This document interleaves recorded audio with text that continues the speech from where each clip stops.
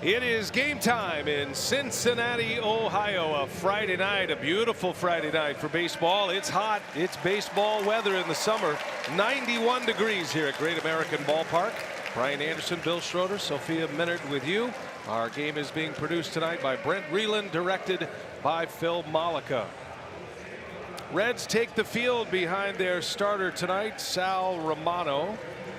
And the Brewers have a bit of a shakeup in their lineup. No Christian Yelich in the lineup here today. Sophia will have a little more on Yelich a little bit later. Had to leave yesterday's game with back tightness. So Brad Miller gets his first start as the leadoff man. Miller will play second base. Then Eric Thames hits second. Then Aguilar. And then in the middle it goes Travis Shaw, Ryan Braun, and Manny Pena. Keon Broxton gets the call in center. Orlando Arcia at short, and Chase Anderson rounds out the starting nine. It's all courtesy of Potawatomi, and that is Craig Counsell's Brewers batting order tonight. Sal Romano is on the mound. Rock, this is start number 17. It has been a rough go for the big right-hander. Yeah, he's 24 years old, 6'5", 270 pounds. Got a good fastball. A 23rd rounder of the Reds back in 2011, making career start number 5 against Milwaukee. Winless, he's 0-4 with a big 627 earned run average.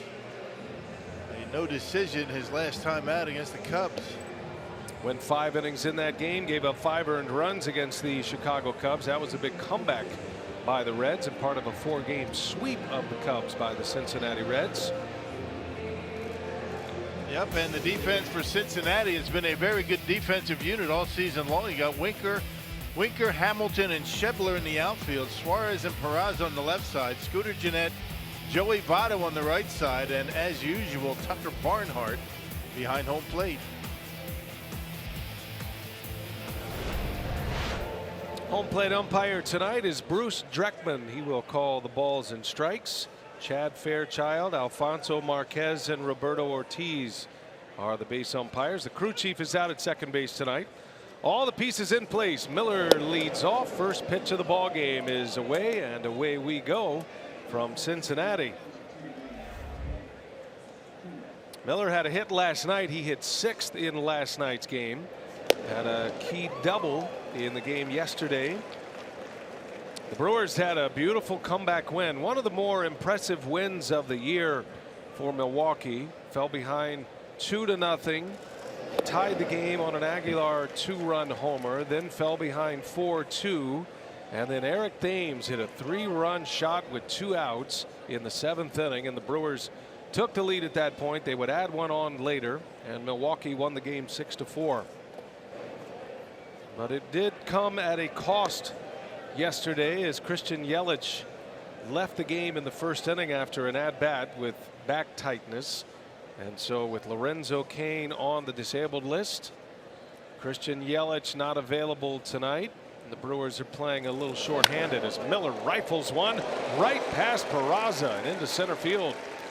Well, that one ate up the Cincinnati shortstop. They had the shift on and everything, but Miller able to muscle one through. Yeah, bullet right back through the middle on a breaking pitch. Romano has got the big fastball, and there's the breaking pitch that was up in the zone. Miller didn't try and pull it, and that hop ate him up at short.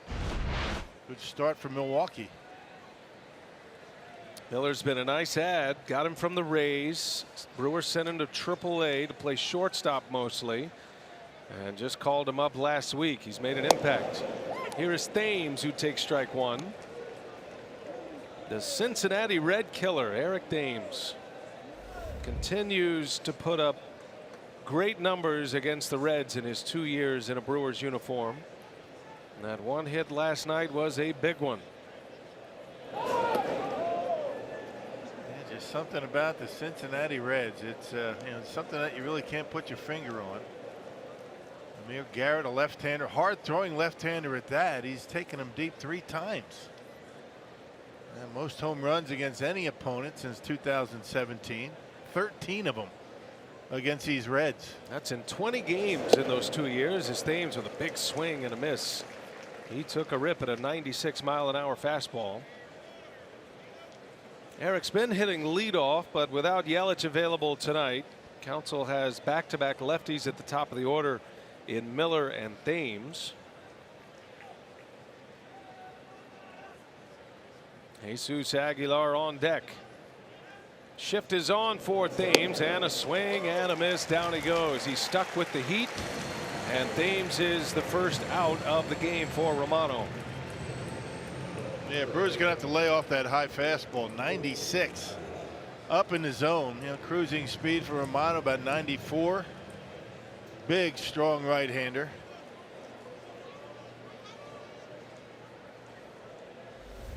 Well, that'll bring up Jesus Aguilar now.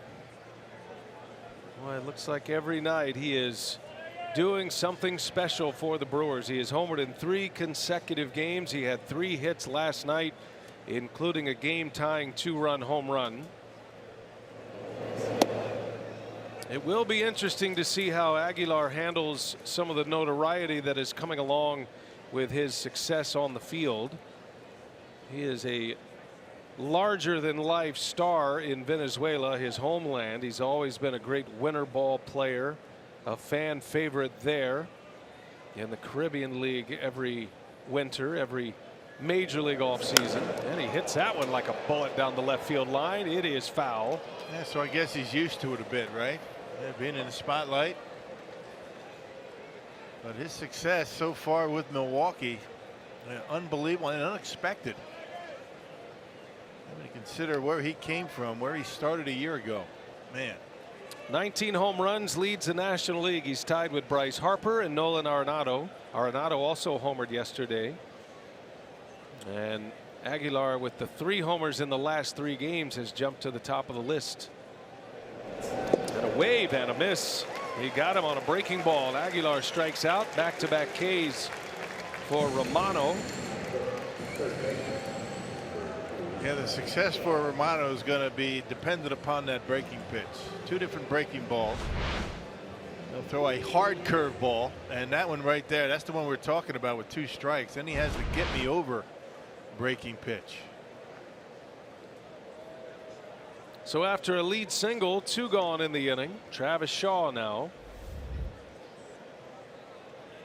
Travis says the wrist is not 100%. The right wrist injury that knocked him out for 3 games over 4 days. Had an off day in the middle of that run, but he said it's not bad enough where he can't perform, and once he gets loosened up he feels better, and this warm weather certainly helps the injured right wrist. And the Brewers need to get him going, especially with Kane Yelich out of the lineup. A bit of a shift on for Shaw, expecting him to pull the ball. Travis stuck on 14 home runs. Shaw has not homered since June 5th. That's a long drought for a prolific home run hitter. He had 30 last year, remember. And a lot of that has to do with the injury. Travis is an Ohio native. He grew up about an hour and a half from here. He's got a lot of family, a lot of friends in the ballpark tonight, including his father Jeff, who was a pitcher with the Cincinnati Reds, a closer, became an all-star closer in the major leagues.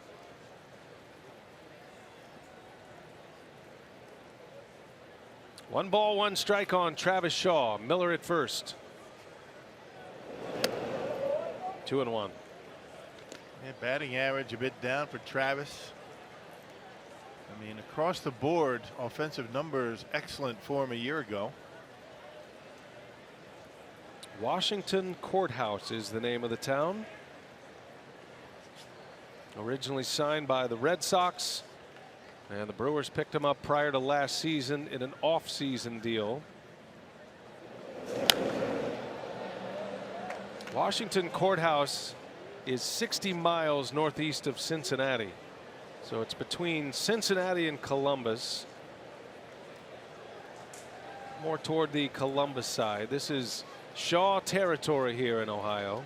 He's a big Ohio State fan, all sports. Even though he went to Kent State, he follows the Buckeyes closely, especially Ohio State football.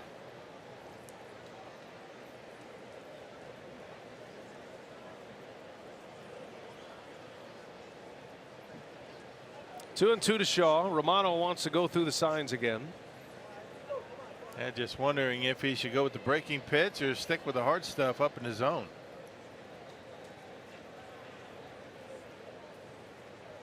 Brad Miller, the runner at first. Back-to-back Ks for Romano. Here he comes, and Shaw hits it sharply right to Votto. Votto was holding the runner on and was right there to make that play to end the inning. Bad luck for Shaw. Chase Anderson ready to roll on the mound against the Reds, and we continue. Brewers and Reds, game 2 of this 4-game series.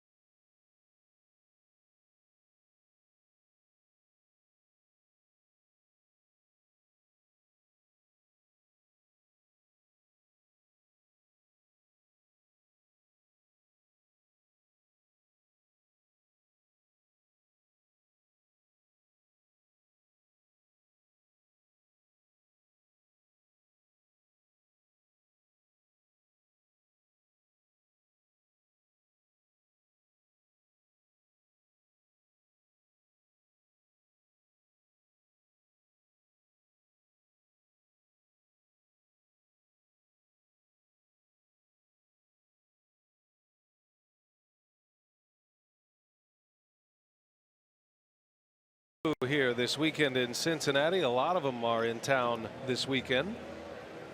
Headed to the bottom of the first. Brewers fail to score in the top half. And take a look at the Potawatomi batting order that Jim Riggleman turned in tonight, the interim skipper of the Reds.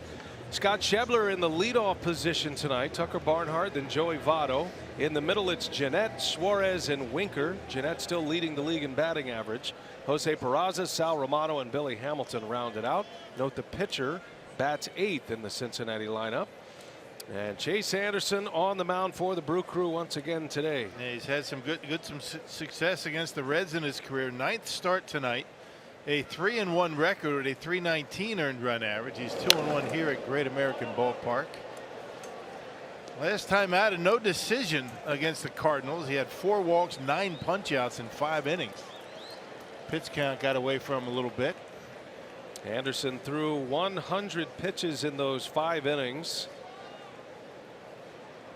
making start number 16 of the year as he misses down and into Scott Schebler.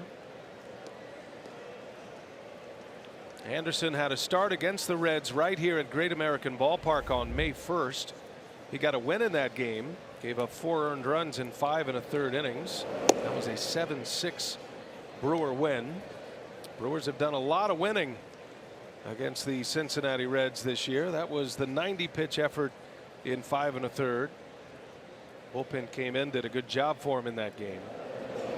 And he gets Schebler on a big swing and a miss on the change. Yeah, that's a key pitch for him. He really has been fighting that pitch for a while now. Yeah, last time out against the Cardinals, it was the fastball curveball. The Brewers are 6-1 against Cincinnati this season, and they've won 6 consecutive games against the Reds. Swing and a miss, a fastball at 95 right by Schebler. That's a good sign early for Chase Anderson. The velocity is there. Yeah, this is the kind of weather everybody feels good. Let's check out the defense behind Chase tonight.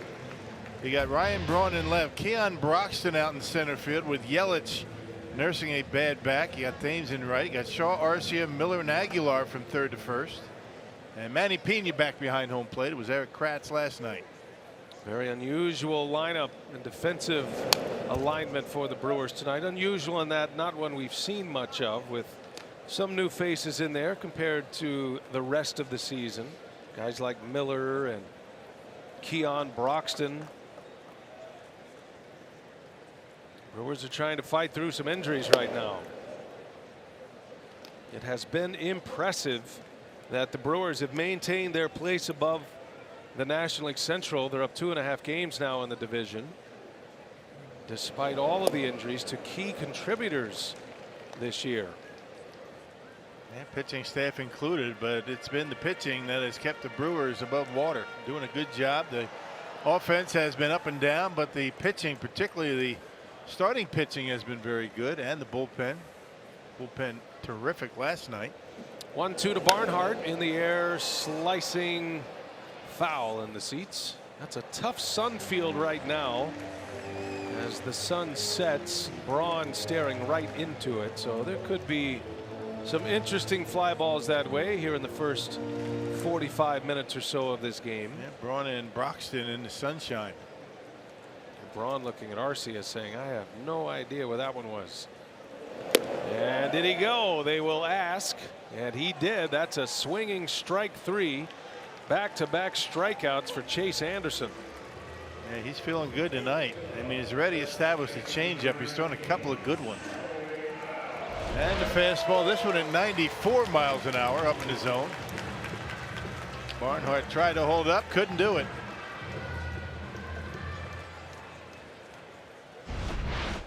Back-to-back Ks, and here comes Joey Votto. As usual, Votto made it interesting last night. He was barking on a few close calls that didn't go his way, and he and Eric Kratz actually got into a barking match. I wouldn't call it a shouting match, just a little chirp from either guy, and then both benches cleared and both bullpens cleared. Much ado about nothing last night, but it was interesting. Yeah, actually, it was Votto doing all the chirping. Eric Kratz was just standing there kind of looking at him and said, what's your problem? Yeah. Every player on both teams were all standing inside the dirt circle last night. They could have taken a group picture. Votto chokes up and pops this one up. Back is Arcia waving off Braun. He says thank you, and Arcia makes a very calm little basket catch. He is the best on those pop-ups. Nice start for Chase Anderson. 3 up and 3 down, 2 Ks.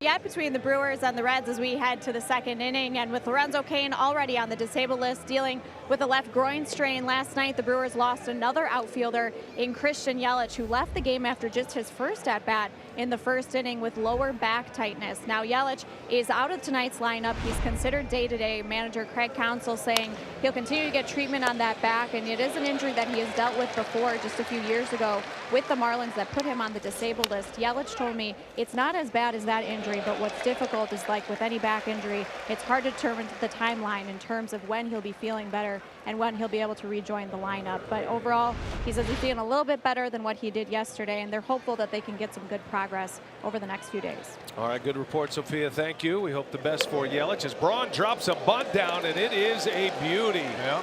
Ryan Braun will reach on an infield hit. Saw the third baseman Suarez deep at third and drops down a beautiful bunt. Good time to do it to lead off an inning. I think the Reds will give him that just about every time up.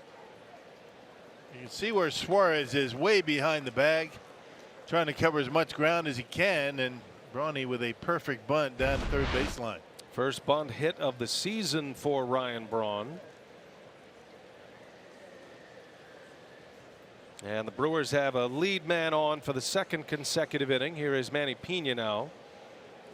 As with most lineups, the bottom of the order usually dictates what the run production is going to be like, but it is a distinct example with the Brewers. It seems like the Brewers will score 5 or 6 runs if the bottom of the order is having success. We talked about this a little bit last night. That has been one of the points of emphasis for Craig Counsell, to try to get that bottom of the order going. That's why there is so much turnover for the last 4 spots in the order, really the last 3 spots minus the pitcher.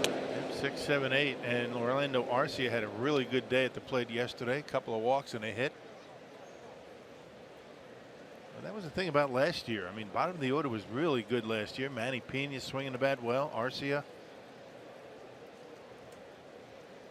No balls and a strike on the Brewer catcher. Up and in. I saw Braun wincing over there on that last throw to first. He looks a little bit uncomfortable as he chats it up with another former MVP. Back-to-back years those guys won it, 10 and 11.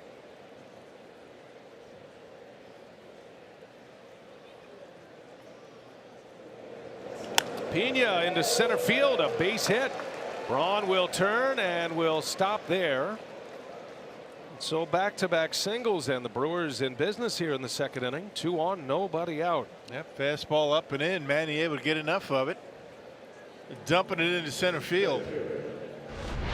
Got to get him going. There's the fastball in, 94 miles an hour, and Pena got jammed a little bit, but able to center enough on it to get it into center. Braun had ideas about third base, but thought better of it. Especially early in an inning with nobody out. Here is Keon Broxton now. 2 on, nobody out. 7th place hitter Broxton, who gets the start for Yelich tonight. And he tries to drop a bunt down. Looked like he was bunting for a hit as well, and bunts it foul. Yeah, different stance for Keon than he had last year. Keon was holding the hands around the belt this time, you know, back where he was when he started the year last year, up around the shoulders. Just trying to feel comfortable up there at the plate. This is Broxton's second start in center field since being recalled from AAA Colorado Springs. Broxton was recalled on Tuesday, right before that 2-game series started with the Kansas City Royals. That was the day the Brewers put Kane on the DL officially. Keon made a really nice running catch in the outfield late in the game last night, out in the gap in right center.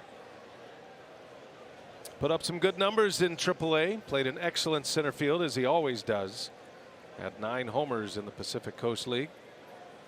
And getting another chance in the big leagues here in June. I thought last night there were a couple of swings on balls in play that were right off the end of the bat, but good swings. It looked like Broxton was just a little out ahead of it, but I think Darnell Coles was pleased with the timing of it all, the bat path and whatnot, the things that matter to a hitting coach. He feels like Broxton is a good play here tonight with Yelich down, and is hoping to get him hot. And he sends one to center field, a base hit. Braun's going to turn and head home. The throw goes to third base, and Keon Broxton delivers with an RBI single. Yeah, that's got to feel good, huh? On a 1-2 pitch. A 2-strike mistake by Romano. Same pitch that Manny got, up and in. You can see Barnhart, pretty much the same location, a little different velocity, but Keon able to hit it hard into center. Billy Hamilton not blessed with a very good arm to look for the Brewers to run on him, and Braun scores easily. 3 consecutive hits. It was all started with a Braun bunt single. Comes all the way around. Broxton's RBI puts the Brewers on the board first. First RBI of the season in the big leagues for Keon. And now here is Arcia. Nobody out. First and second. And he started him with a slider. Good idea by Romano. Arcia had 2 hits last night. Also drew a walk. He does not walk often. Maybe a sign that he's seeing the ball a little bit better. Probably had the best swing that we've seen from Arcia last night. That line drive bullet up the middle. 7th inning, part of that inning where the Brewers went ahead with the Thames 3-run homer. Just hit a rocket right back into center field. Pena is the runner at second with Broxton at first. And Arcia fouls it back. Orlando has walked just 9 times this season. That's in 197 at bats. It is rare when he draws a walk. Oftentimes when he hits 8th, there is the intentional walk to try to get to the pitcher. It's one of the reasons Counsell does that. You can buy a little on base percentage in that 8th spot in the lineup. But on the flip side, there's a little added pressure hitting 8th in front of the pitcher. How many times does he see 4 pitches? He's attacking on that first pitch. First or second pitch, he's not up there long enough to walk. Now, this is a perfect example of a National League lineup. If you're a pitcher, there is a pathway to the end of this inning with no further damage, but it starts right here with the 8th place hitter. And if that 8th place hitter can reach and do some damage, that's when you see the big innings. 2-2 the count. Brewers have a run in here in the 2nd inning. And Arcia wave and a miss. Down he goes on strikes. The first out is the 3rd strikeout for Romano. Yep, on a breaking pitch off the plate, looked more like the slider that time than the curveball. 89 miles an hour, maybe cutter. That's the pitch that obviously Orlando has to identify a little bit better. And so the pitcher, Chase Anderson, likely up there to bunt. Squares early, moves to the front of the box and gets a bunt down. It's a good one. Only play is first base. Romano's throw is in time. And the 2nd out is a sacrifice. Runners advance to 2nd and 3rd. It was interesting. Anderson took a couple of steps up to the front of the box. Get a better angle to keep it fair. You're standing more in fair territory up in the box, so bunt doesn't have to be as perfect. Right about in the middle. He's going to step up a little bit. Better angle to put the ball in fair territory. So Brad Miller with 2 away. And he waves at that breaking ball.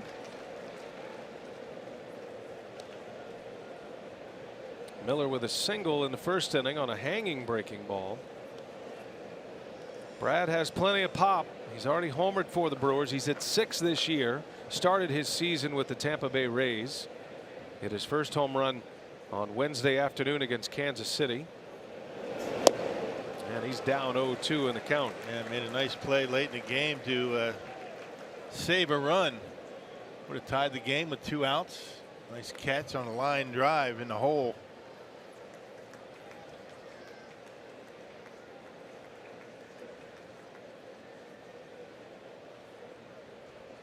Pena dancing off 3rd. Romano a little uncomfortable with a runner halfway down the line. Pena taking as much lead as the 3rd baseman will allow. Suarez is way off the bag at 3rd base. They are expecting Miller to pull. Nice block by Barnhart. And that's one way that You know, that big lead could benefit the Brewers with 2 outs. A ball that bounces away from Barnhart just a little bit. With Pena getting so much, he might be able to score.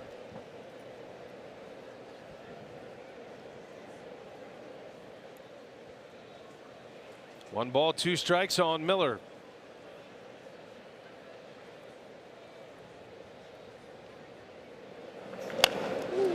It's it sharply foul. Nice play by the ball boy. Count stays at a ball and 2 strikes. Miller was playing a lot of first base with the Rays. His best position, his most comfortable spot is second base, which is where he is tonight. But he has made a couple of starts at shortstop for Milwaukee. A super utility man, and the Brewers are hoping he finds that home run stroke. And again, Greg Counsell just trying to find as much run production as he can out of that middle of the infield. Yeah, shortstop, second base. Whoever gets hot, they're the guys going to play. That 30 home run season in 2016. It's a bit of an anomaly on the back of the baseball card for Miller. Was traded for Ji-Man Choi. That was a deal that was done on June 10th.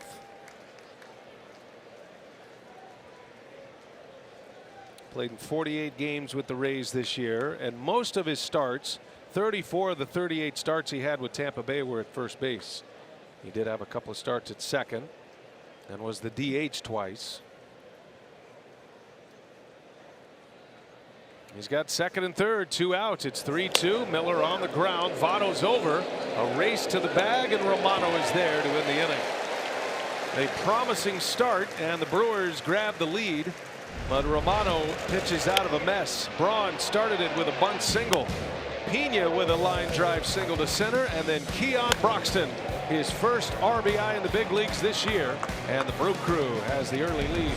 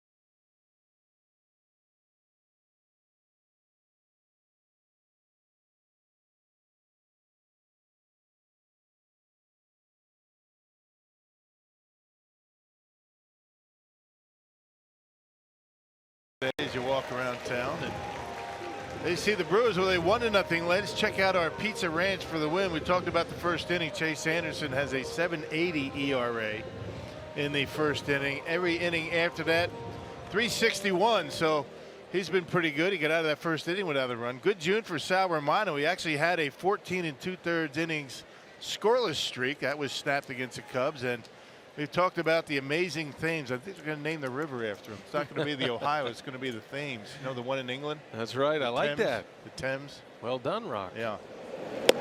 I can't take credit for that. I heard that on TV today. Scooter Gennett will lead the way for the Reds. What kind of television are you talking about? MLB Network. Oh, I see. Yeah. Okay. That's where I get a lot of my stuff. The Thames River.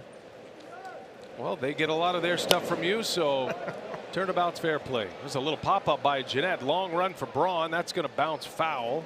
Shaw was out there as well.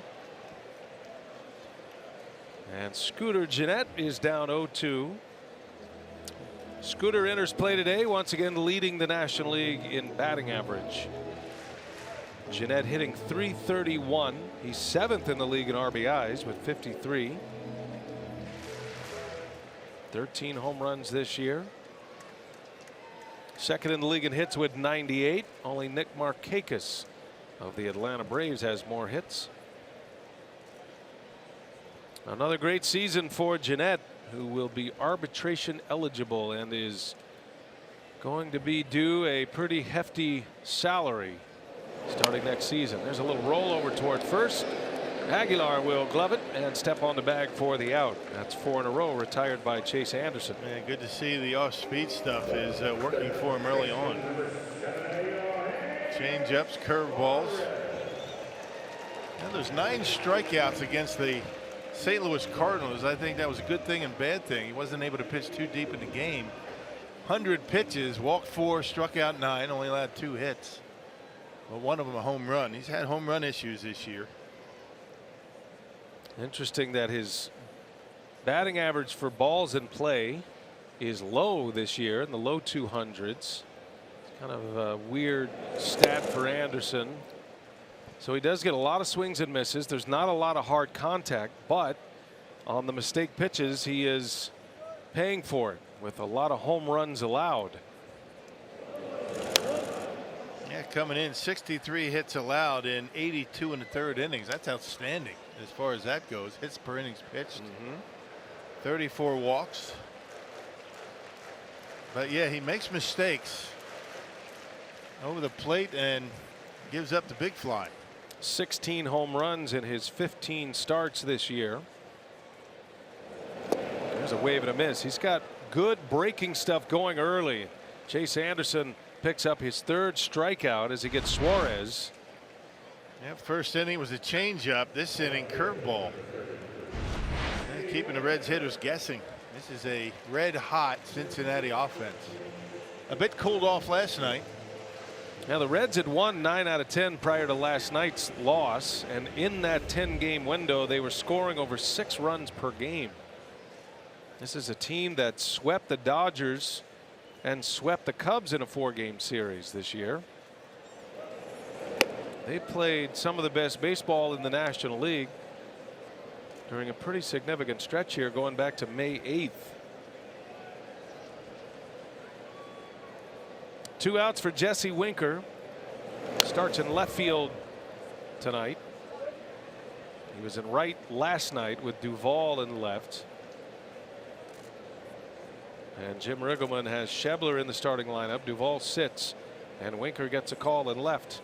Winker hit a 2-run opposite field home run yesterday. Gave the Reds a 4-2 lead at the time.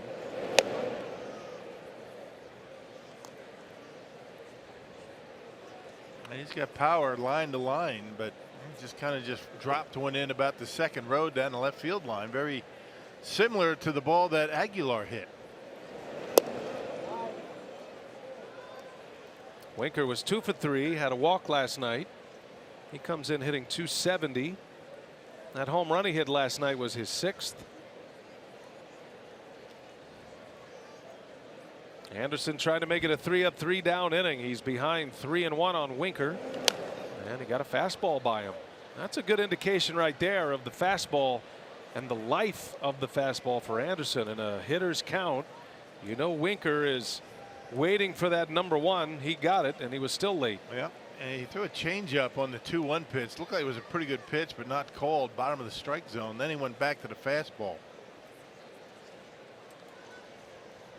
Payoff pitch, and that's in there. A called strike 3. Anderson rings the bell on Winker, and back-to-back Ks gives him 4. Big boys are coming up. Thames, Aguilar, and Shaw. It's 1-0 Brewers after 2.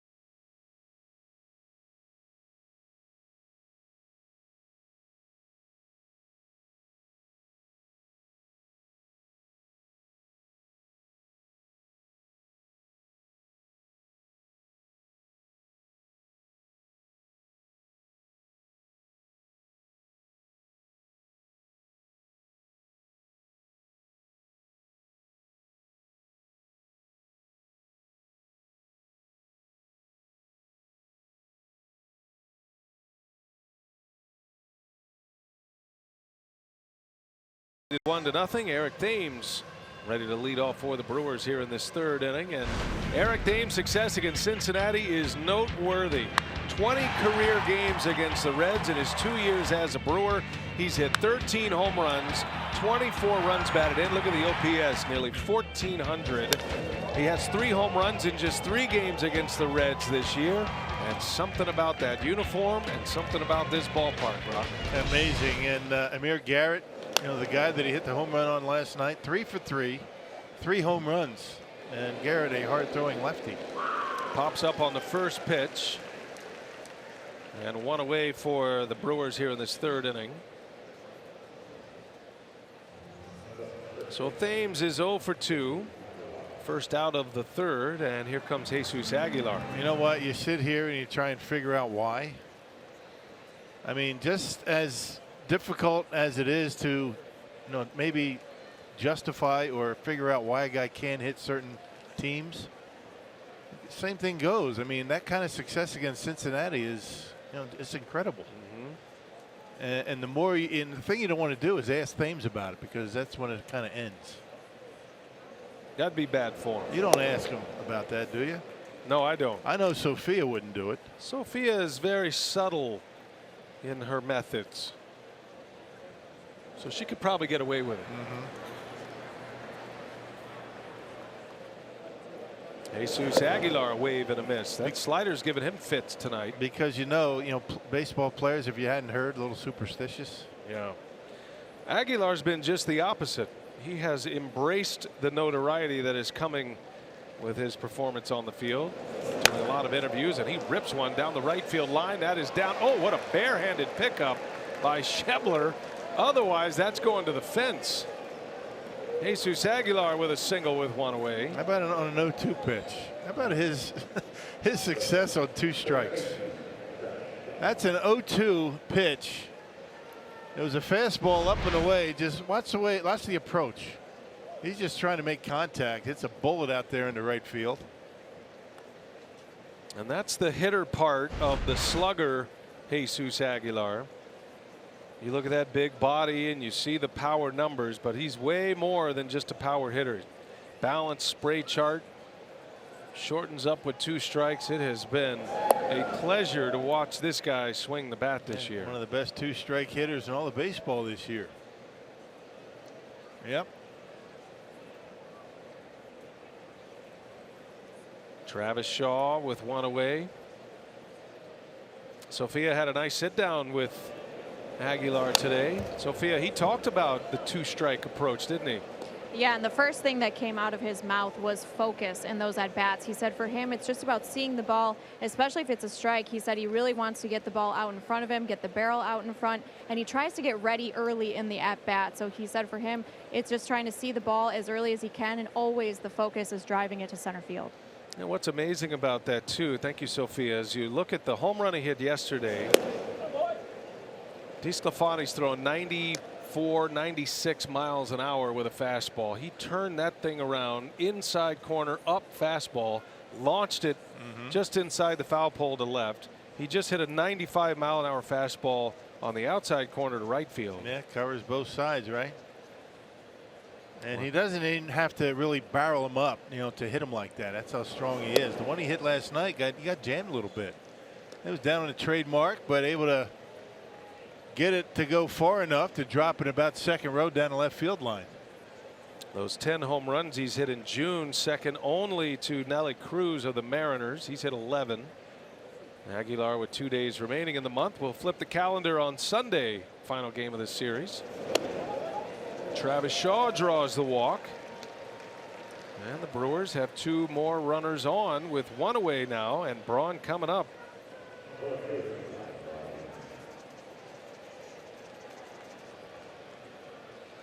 That is going to mean a visit to the mound by the Cincinnati pitching coach, Danny Darwin. Man, Danny Darwin was a tough competitor back in his day.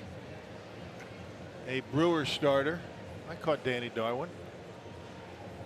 Matter of fact, you know the story about the triple? Your triple? It was Danny Darwin on the mound. Oh, that's right.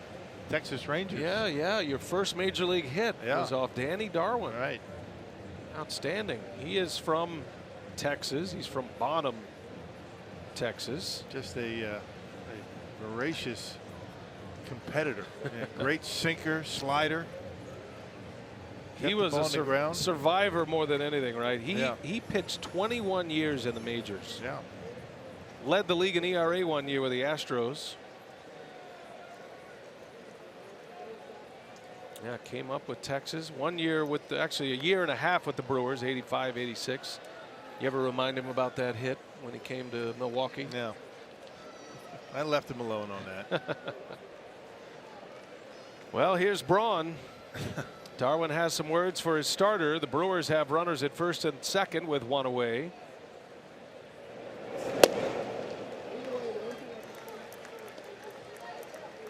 Braun bunted for a single. Started a rally last inning. Scored the lone run.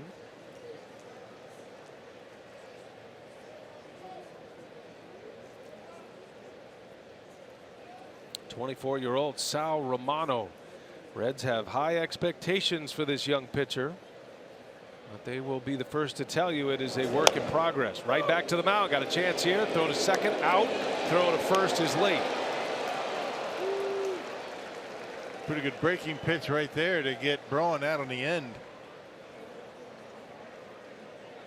Man, good throw to second base. Brawny getting down the line in pretty good shape. A little bit of a limp going there. Yeah, he had something on a throw to first last inning. Something grabbed him. I'm not sure what hurts, but he does not look comfortable. And that is not a good sight if you're the Brewers right now with Kane and Yelich unavailable. Still getting down the line in pretty good shape. Yeah, but once he starts to slow down, a little bit of a hitch in the giddy up. Put out at second base. Braun reaches on a fielder's choice, and now Manny Pena. Now the Brewers are getting some traffic early. They've been able to scratch one run across. They've had men on in every inning. Already 5 hits in the game against Romano. Pena with a single his last time up. He'd love another one right here. A 2-out strike.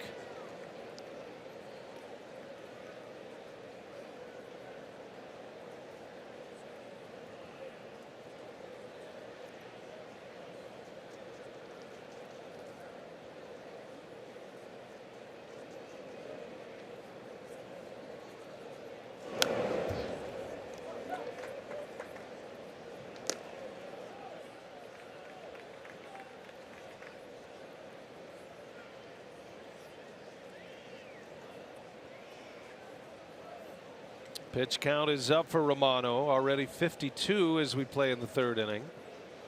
And he's had to make some high stress pitches already in this game. That's one of the good signs for the Brewers, but only 1 run on the board. 2-1 the count to Pena with runners at first and third. That one's upstairs. It's 3-1. And most of the time when you're facing teams, you know, the idea is to get into that bullpen. You know, but with the Cincinnati Reds, it's the starting rotation that's been giving up all the runs. Bullpen's been pretty good. Yeah, their bullpen's been excellent. They play good defense and they can hit. One of the best offensive teams in the majors in a hitter-friendly park. Pena chased a high fastball. Probably wishes he could have that one back. Yep, everything in on the hands of Manny.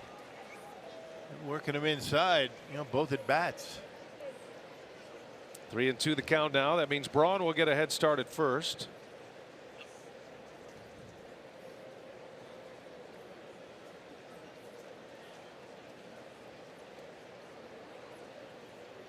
Let's see what Romano has in mind for Pena. Coming back to the fastball. Braun takes off. Pena pops it up. Foul territory. Votto is over, and he's got room, and the inning is over. He comes back to get him, Romano. A couple of big fastballs, and the Brewers strand a pair.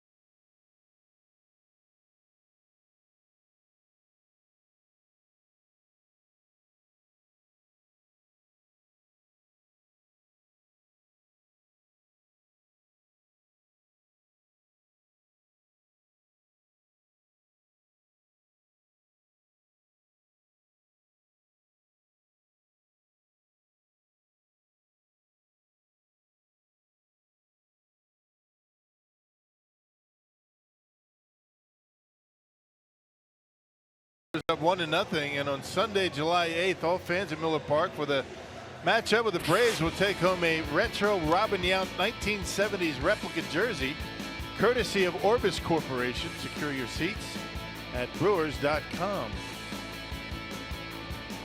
Looking forward to that. 8th of July against the Braves. First place, Atlanta Braves in the National League East. They have been one of the surprises in the major leagues. They have maintained their position atop the division. They have a 2-game lead over the Phillies, despite losing a couple of games in a row. Brewers and Braves have been going back and forth for the best record in the National League. Brewers maintain that spot today. Milwaukee at 14 games over. Braves are 11 games over. Arizona now 13 games over 500. So those are your division leaders in the National League. Who had that to start the year? Right. Braves, Brewers, Diamondbacks. And they'll all hit the month of July at least in a share of first place. Anderson goes to work on Jose Peraza. Hit leadoff last night, hit a home run in his first at bat. Dropped down in the order tonight, hitting 7th.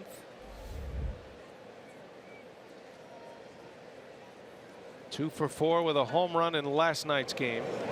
Hits that one hard into right field. Thames easing back on it, and he's got it for out number 1, and that is 7 straight retired for Anderson.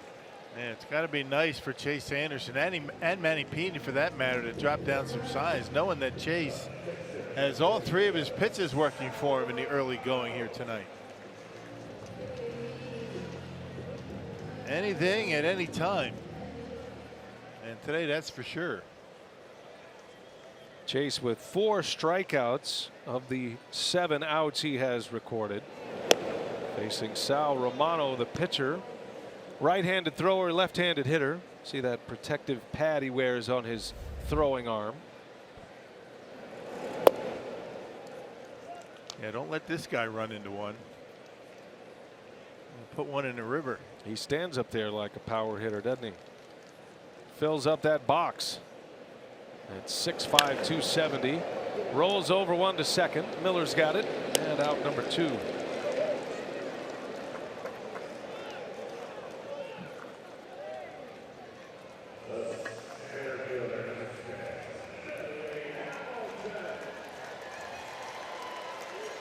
Two gone. Here is Billy Hamilton.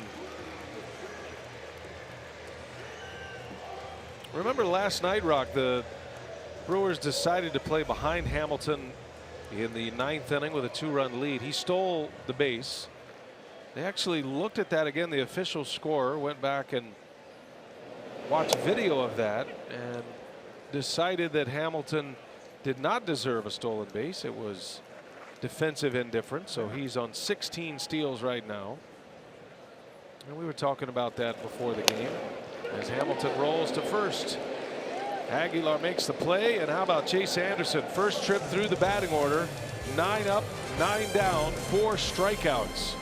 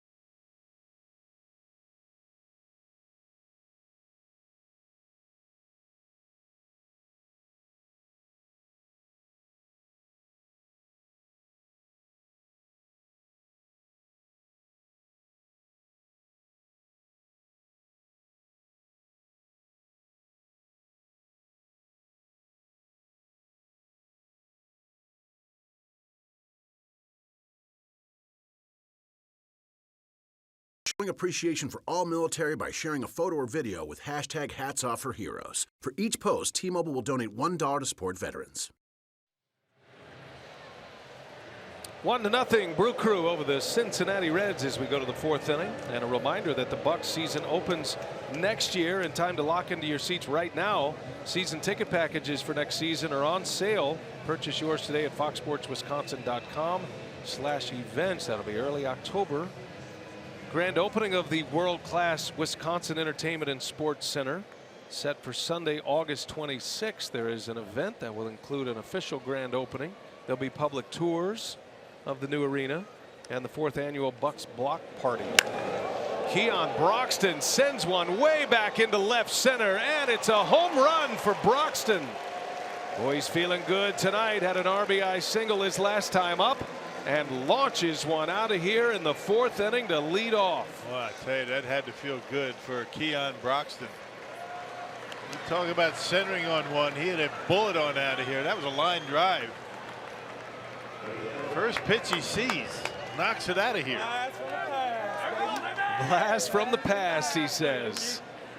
Nice. Broxton getting a chance in the big leagues for the first time this year and making the most of it. Yeah, fastball up and in, only 93, and look at the bat speed through the zone right there. Yikes. That was impressive. It'd be nice to get him hot, you know, with a couple of the Brewer outfielders nursing injuries, right? Brewers have an embarrassment of riches for center fielders in their organization, starting with Kane, who's the starting center fielder. Yelich would be Kane's backup when Kane is out. Of course, Yelich plays every day when he's healthy. And then you go to AAA, and you've got Broxton and Brett Phillips. Brewers have so much talent at a very important position. Matter of fact, the Brewers are loaded up with shortstops and center fielders in their system. They can never have enough. Arcia waves and misses, and he strikes out for the first out of the 4th. Yeah, just not seeing it. I mean, he looked really good at the plate yesterday, but a couple of times tonight chasing pitches in the dirt. First time it was a slider. And this at bat a curveball.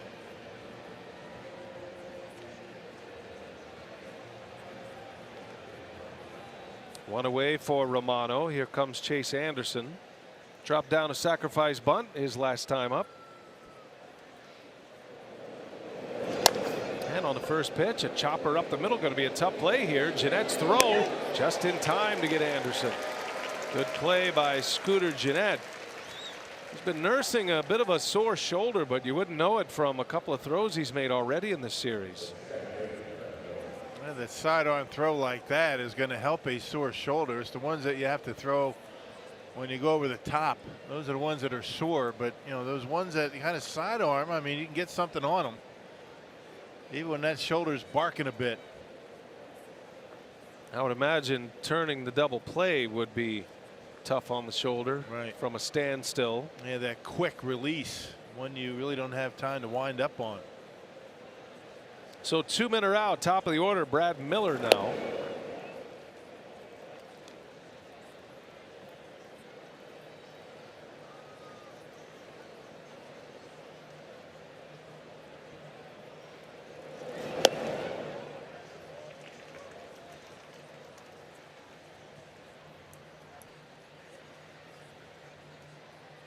Ball and a strike on Miller. Had a single his first time up. Bounced out with 2 men on in the 2nd inning.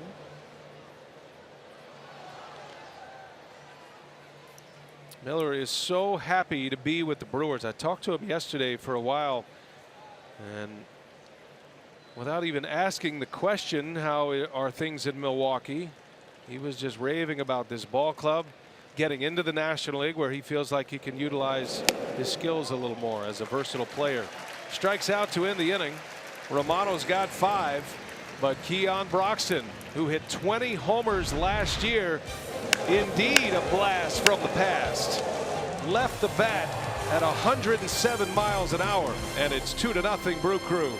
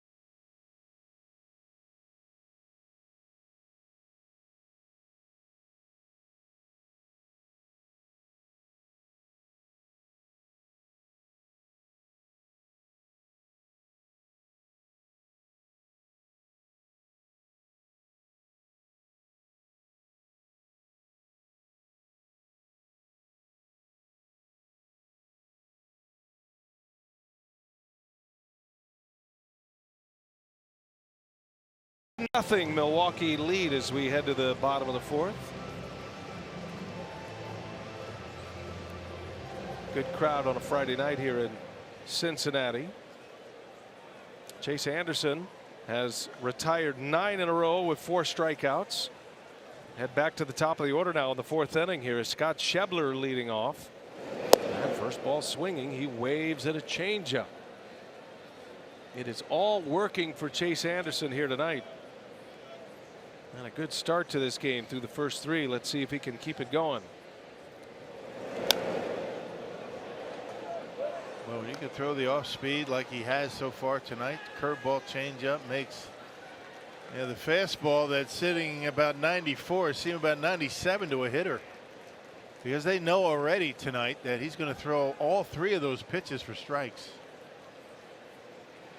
He has Schebler down 0-2 quickly. Struck him out in the first inning. Pena setting up inside, and a fastball is in there. Emergency hack by Schebler to stay alive. Perfect pitch on the inside corner.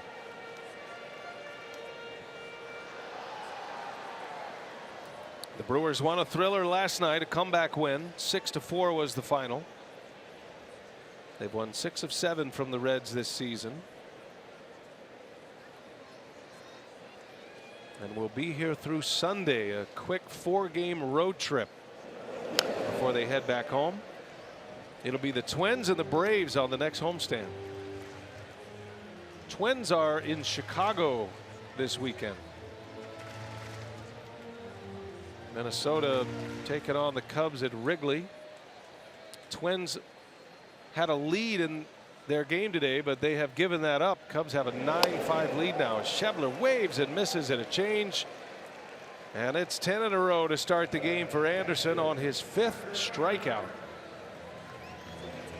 Well, he had him aware of inside with the fastball, and then he goes away off the plate. Schebler just waves at it.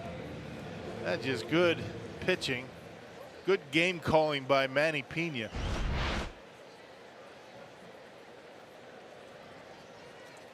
And here is Tucker Barnhart now.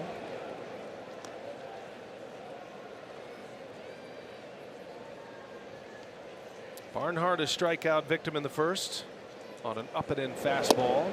Anderson hits that corner with a changeup. Yeah, it's been good. That's got to be one of the more difficult pitches to throw in that spot for a strike. Inside corner changeup, especially to a left-handed hitter. Ordinarily, you don't want to throw him in there. Changeup's most effective away. Hitters out in front, pitch away. He's either going to get it on the end or miss it. Inside, he can still get a piece of it. Here's a 1-1 and a swing and a foul tip right into the mid of Pena. 1-2 the count now on Barnhart.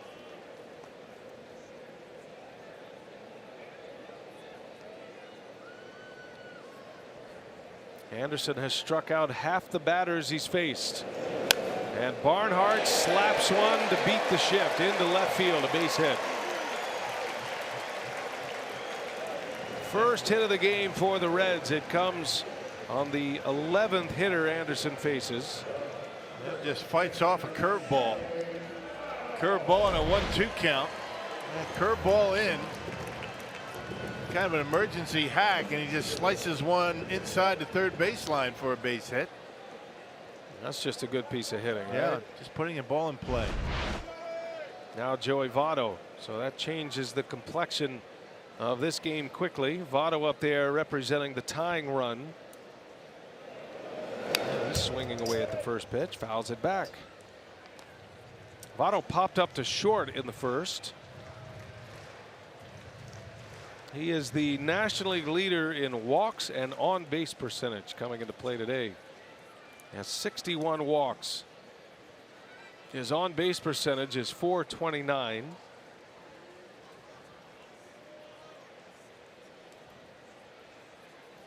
When it's all said and done, Joey Votto will rewrite the Reds record books if he stays healthy, and that's a pretty significant record book. Yep. With some great history. The original National League team, the Cincinnati Reds, going back into the 1800s, 1876, and so many great teams throughout the years. And Votto wants to be the greatest Red of them all offensively. Hits one hard. Shift is on. Shaw spins, fires to Arcia, and a double play.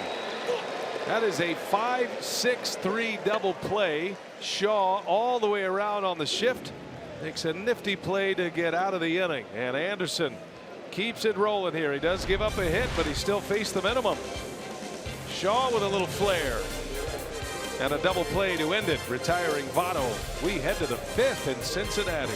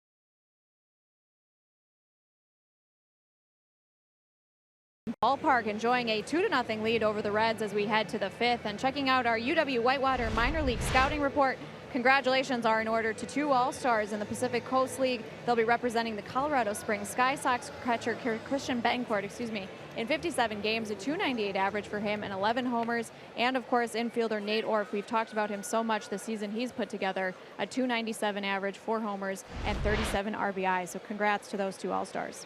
All right, Sophia, good stuff. Congratulations to those 2 as Eric Dames takes a strike. And Nate Orff, if you're watching, we believe in you, man. Hang in there. You'll get here at some point. That guy puts up numbers every year. What a player.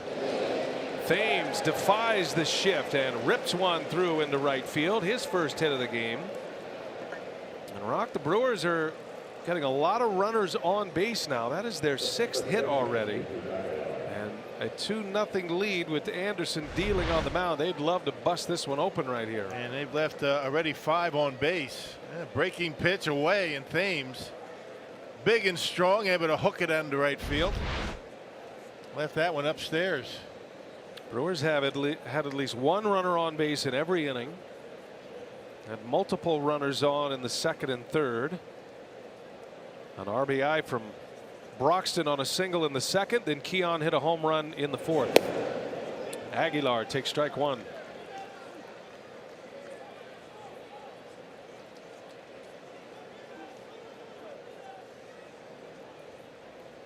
Monster numbers from Aguilar. 19 home runs, OPS over 1,000.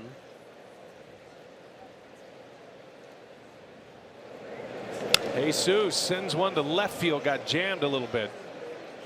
And that'll be caught by Winker for out number 1. Thames has to retreat. Just missed it on the bat. Yeah, Romano's been working right-handers inside all night long. He's been burned by a few base hits. But his MO is not to allow the Brewers to get their arms extended. Working inside with a fastball pretty effectively. So here is Travis Shaw. Shaw starting a nice double play, a little bit unorthodox with a 360 spin, but not used to the pivot. He's not a second baseman. Got the job done. You're used to turning left, opening left. Well, in that case, had to open all the way around to the left. Yeah. Shaw was a shortstop in high school. He pitched, played short, had a great arm. A lot of scouts wanted him to continue pitching, following his dad's footsteps. It was easy for them to imagine another Shaw coming along as a pitcher. His dad was an all-star closer. But Travis always wanted to hit. Runner goes, Thames, and the throw is late. Thames is in there with a steal. He got a great jump. Barnhart throws the ball exceptionally well, but Thames with a big jump gets the bag, and a runner in scoring position now with one away. Man, sneak attack. You know, pick your spots. If you don't pay attention to you, take off. Now he's in scoring position. A feet first slide for Eric Thames. Yeah, big lead, good jump. Throw just a tad high, not perfect. And Jim Riggleman satisfied that the right call was made at second base. That's number 5 for Thames. He's 5 for 5 in stolen base attempts. The interim manager of the Reds, Jim Riggleman. So Shaw has a chance to add one here. 1 ball, 1 strike.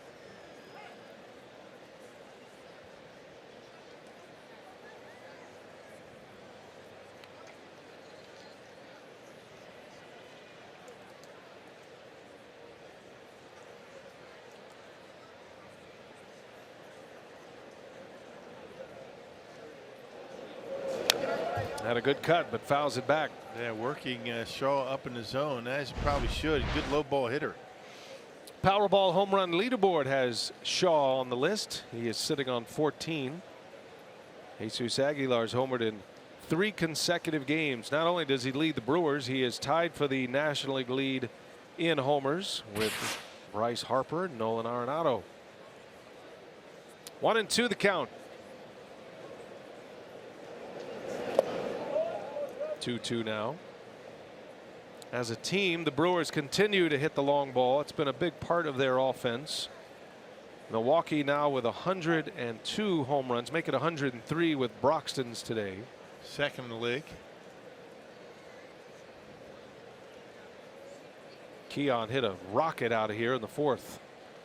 That was to lead off the 4th. 2-0 Brewers. Can Shaw add to it? Thames at second. The 2-2 is up and in. Ball 3. Yeah, Dodgers lead the National League with 109 home runs. And a pitcher-friendly ballpark at Dodger Stadium as well.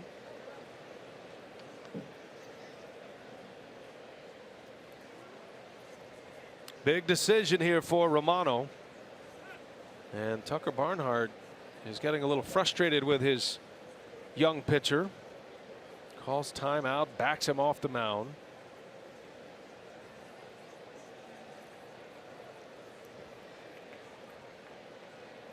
Full count. Thames ready to run. And Shaw takes ball 4. He went back to that high fastball. Shaw draws his second walk. First and second now with 1 out. And here comes Braun. Yeah, early in the at bat, Shaw just couldn't lay off that high fastball, fouling him off. But then was able to lay off of it as the count got further along, able to draw the walk. Good at bat for Shaw. Big opportunity for the Brewers with Anderson pitching a gem. Braun steps in there with 2 on, 1 away. That is Lorenzen loosening for Cincinnati. The Reds have 8 relievers in their bullpen. Braun a little bit late on a fastball.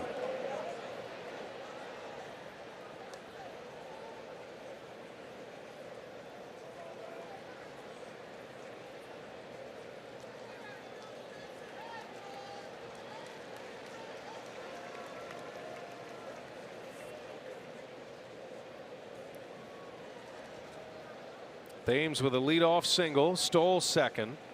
Shaw just walked. No balls and a strike to count on Ryan Braun. Here comes Romano. Braun in the air to center field. He got jammed. Long run for Hamilton, but he runs it down for the out. Good thing Hamilton had to go down. And Fame just kept creeping further and further away from second base. If Billy Hamilton stays on his feet, that's going to be a double play. Amazing how much ground that guy can cover. Yeah, no kidding. Check out Thames. I mean, he knows it's only one out. Look at Billy Hamilton playing deep. Look at the ground he covers. And because he has to go down on the ground, he's not able to get the double play. Thames is about halfway to third base. I thought for a second he was going to get doubled up. Well, 2 outs in the inning. Once again, Manny Pena up there with 2 on.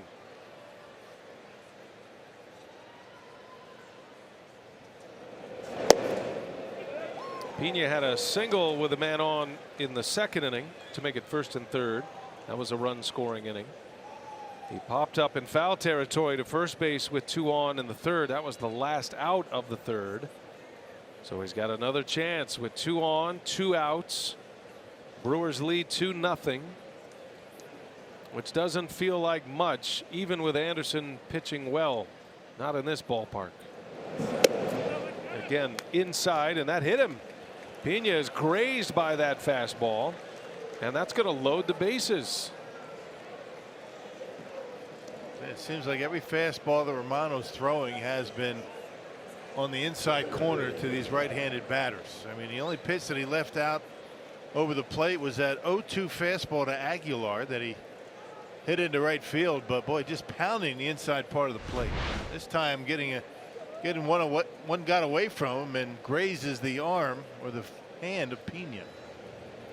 Now you could hear it if you're Bruce Dreckman, using your ears as much as your eyes on a play like that. Marking down the mound visit by Danny Darwin.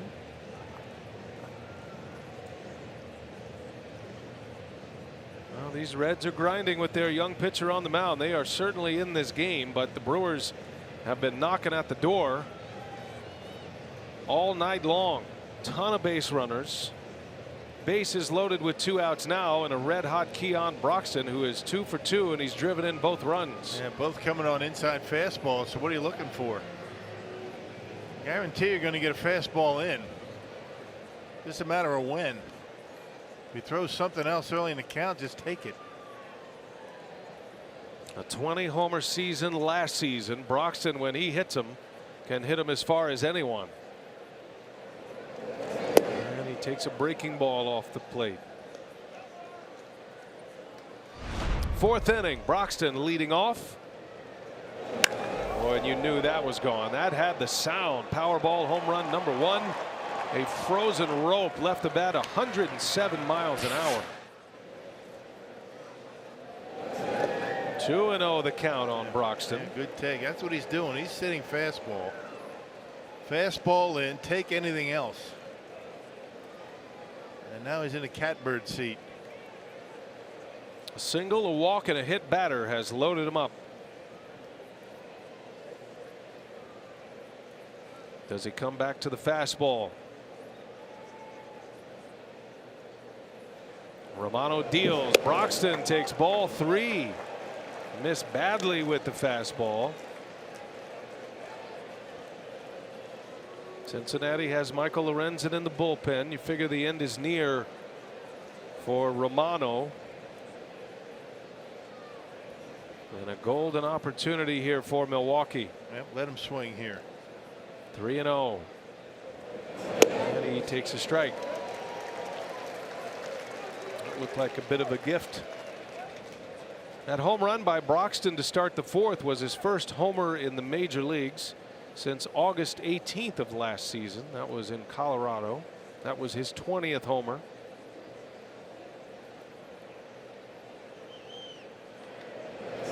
On the ground to short.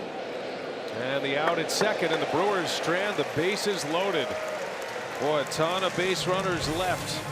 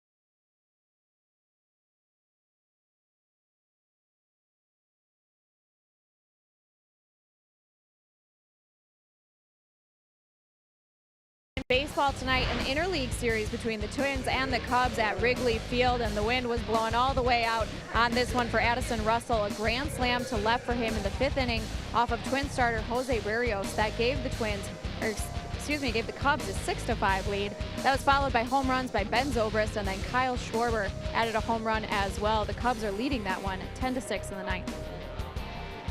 All right, Sophia, thank you as the Twins mount a rally in the 9th inning. Cubs have had a couple of comeback wins here recently. The Brewers have a 2.5 game lead over Chicago.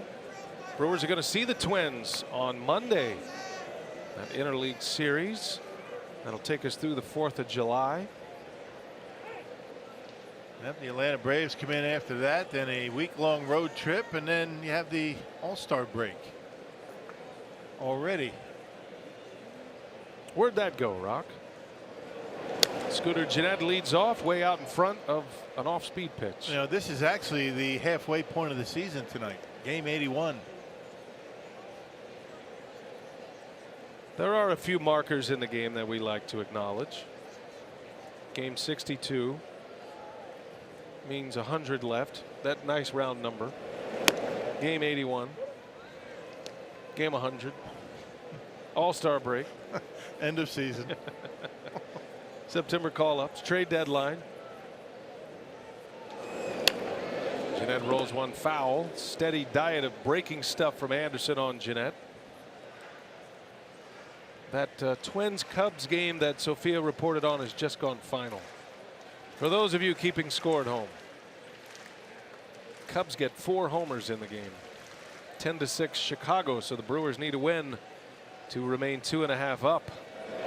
Gennett, a little flare, long run for Arcia, and he makes the catch. Orlando Arcia, amazing. Another gem of a play defensively. You just can't express how good he is on those pop-ups. He had such a long way to go. Travis Shaw is over playing second base. There's really nobody over there. Check him out. He's playing short over here. Look how far he goes into foul ground. On the ball that's not hit all that high. That was a fair ball, too. Where he catches it. Wow. Clearly a fair ball and able to make the catch. Well done. Yeah, Chase Anderson understands the degree of difficulty on that one. What a play by Arcia. He's made a couple of catches on pop-ups here today. He's got such great jumps on those. So one away for Eugenio Suarez.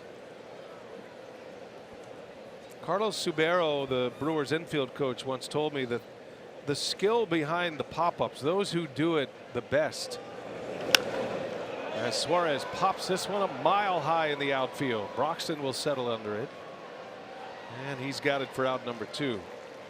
But Subero said the skill of that is to be able to run smooth, to be able to run with your head still, so your eyes aren't bobbing and weaving and the ball's not bouncing all over the place. And if you notice how Arcia, he's kind of like the upper body is completely still, the legs are churning away. It's like shock absorbers down there with the knees, right? The head's still, the eyes are able to see the baseball without it bouncing around. You're right. It's such a good first step on those, particularly the ones out in short center and short right. Little flare by Winker right off the end of the bat. Chase Anderson keeps it rolling here in Cincinnati. He has faced the minimum, only 1 hit allowed. He is through 5, and it's 2-0 Brewers.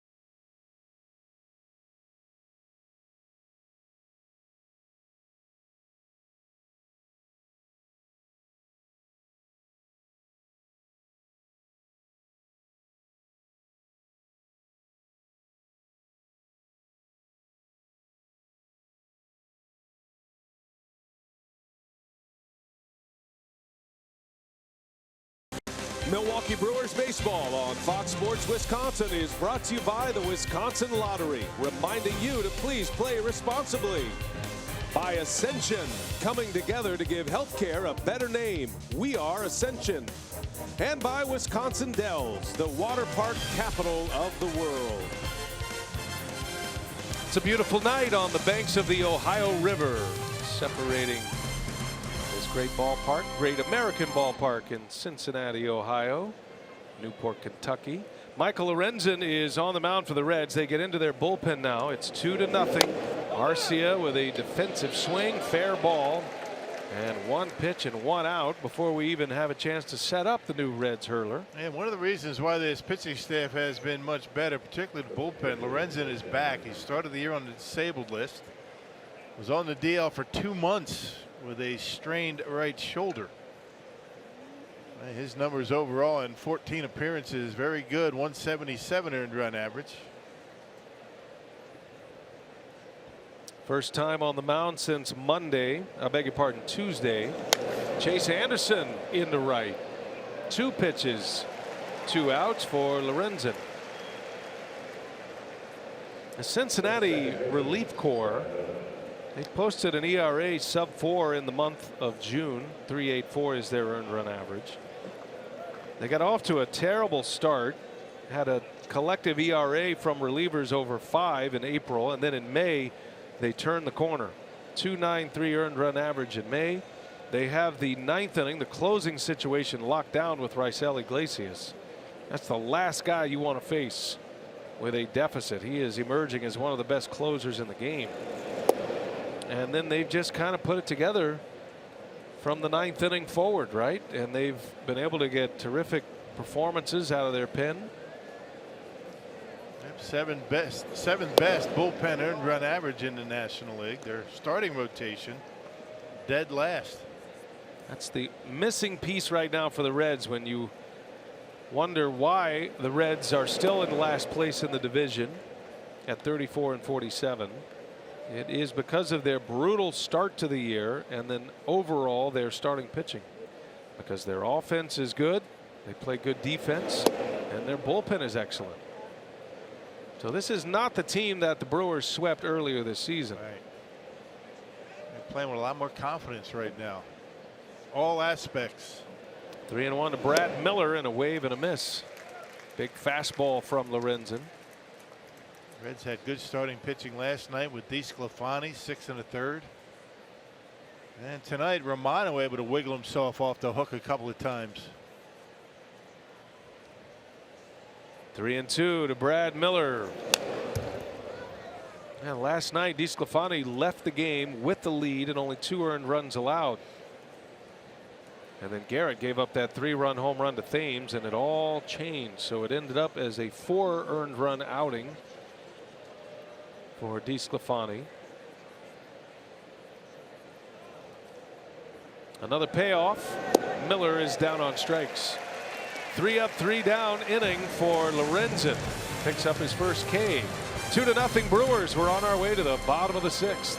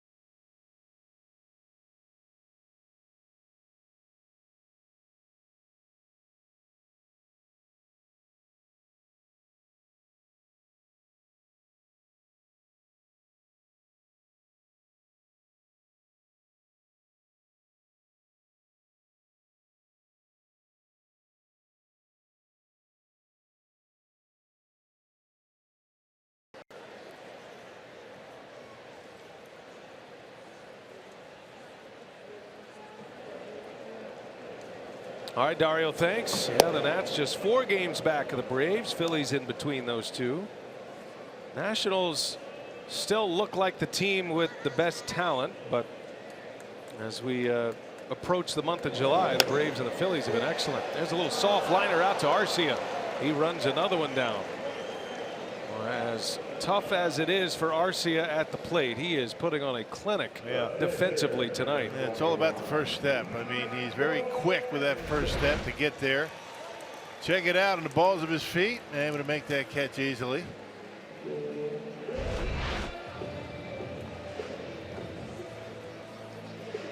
Chase Anderson has only pitched from the stretch to 1 batter tonight and got a double play ball out of Joey Votto on that occasion. That was in the 4th inning. The only hit, a Tucker Barnhart 2-strike single to left. Big swing by Lorenzen, the relief pitcher. He's got a home run this year already.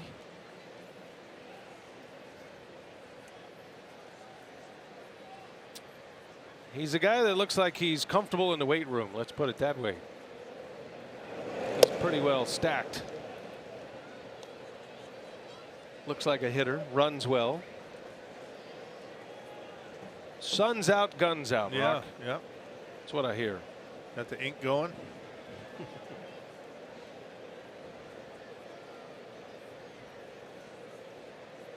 One ball, 1 strike. It reminds me, speaking of ink, and speaking of MLB Network, I saw our old buddy Jason Kendall on MLB Network today. I did too. Yeah. Good interview with Matt Vasgersian. It's great to see Jason Kendall, former Brewer catcher, one of our favorites. Yeah. Tough guy. Boy, he was some kind of tough. Caught every day, didn't he? Yes, he did. Lorenzen pops it up. That's going to be out of play. That was a good interview that Matty did. He was on high heat today. Matt filling in for Chris Russo, right? Yeah, I think that's what I saw. It seemed like it was more of a laid back interview. Yes. Yeah, it wasn't, kind of like the nails on a chalkboard version. Not a lot of yelling in that one. Very calm. Vasgersian a little more chill. If you yell at Kendall, he'll yell right back. It's good to see Jason.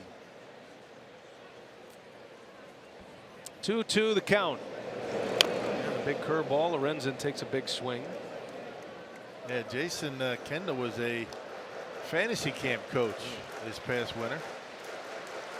Boy, guys loved him. Boy, could he tell some stories. He was always so interesting to talk to about the game. He was always thinking about the next day, the next series. Even in spring training games, he would be thinking about certain pitches that we don't want to show certain teams because we're going to face them. Lorenzen rips one out of here.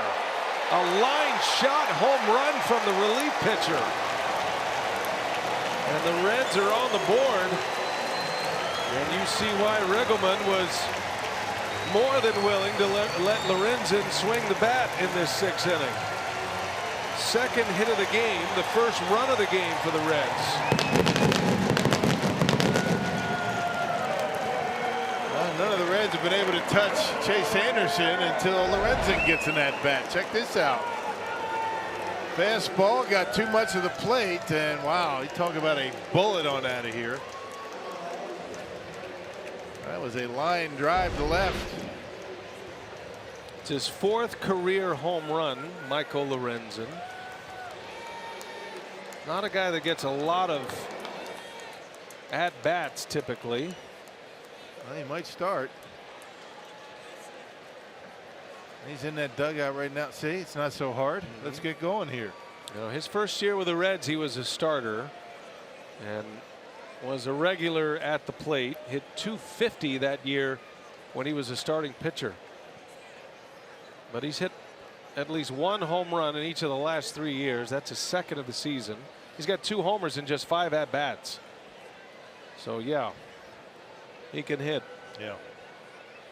And you're right. He's probably pretty good in the weight room. Did he miss home plate? The Brewers thought he might have. You have to put the ball in play, step off, and do the appeal. That would be embarrassing. One out, Billy Hamilton at the plate.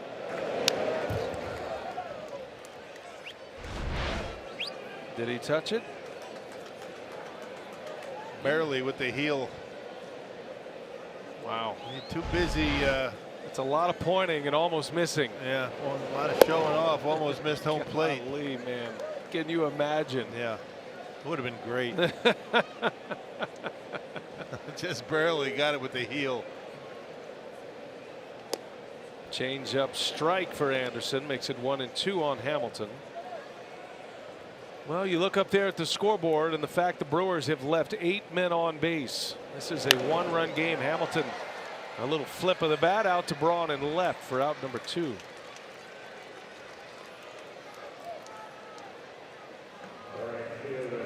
Chase hoping that does not come back to bite him. Yeah, there have been guys that have missed other bases, but I don't remember anybody ever missing home plate.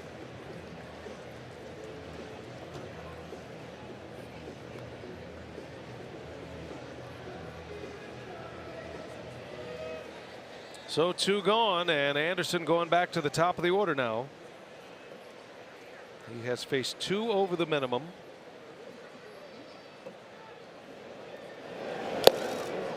And just 1 over the minimum, I should say. Just 2 hits in the game. But a home run by the relief pitcher Michael Lorenzen has made this a 1-run game. Scott Schebler, who is 0 for 2 with 2 strikeouts.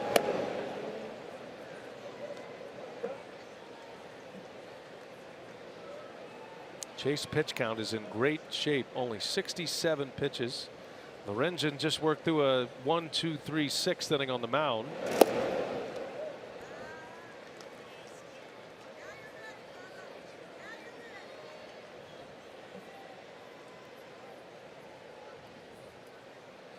Extremely efficient. Pitch number 16 of this inning, and he misses a little bit low. Now it's 3-1 on Schebler. It's one thing you know in a ballpark like this, watching as many games as we have over the years, it can get away in a hurry here. Yeah, yes it can. We saw it last night with the Brewers offense.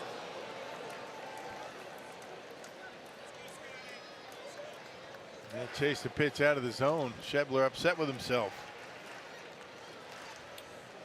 Probably feeling like there's a hole in his bat right now. He has swung and missed a lot.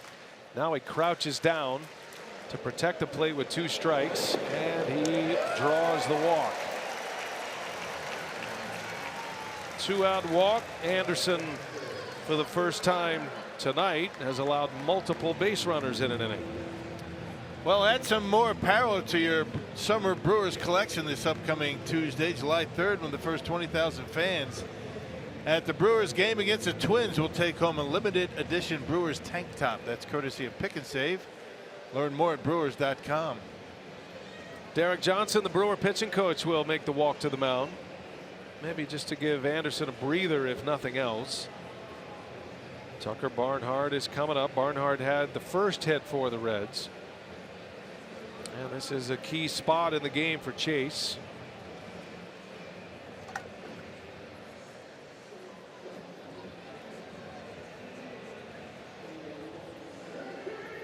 The Brewers left the bases loaded in the 5th inning. Stranded 2 in the 3rd, 2 in the 2nd. They've left 8. Both RBIs coming from Keon Broxton. Had an RBI single in the 2nd, and he hit a home run in the 4th. On a hot night in Cincinnati, Anderson trying to get through this Cincinnati 6th. A runner at first for Tucker Barnhart.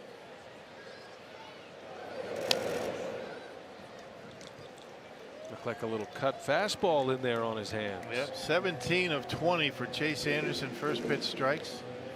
Boy, how good is that? And we haven't seen a lot of the cutters tonight. No, or the 2 seamers. It's been basically 4 seamers. Hasn't been sinking the fastball much. He's had a great curveball tonight. Good changeup. Maybe mixing it up now, 3rd time through. There is the change, and Barnhart fouls it back. It's 0-2 now. Has to be empowering for a pitcher to know he's got the arsenal, the full arsenal to go to. Yep, 5 now, the 2-seamer cutter. Barnhart hit a little hanging curveball. He slapped it into left field for the first Reds hit. That was in the 4th inning.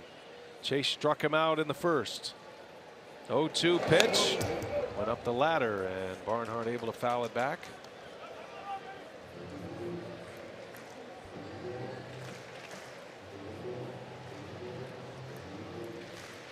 You can almost see the pitcher and the hitter and the catcher even grinding mentally, thinking about the previous at-bats, what pitches work, what he's seen lately.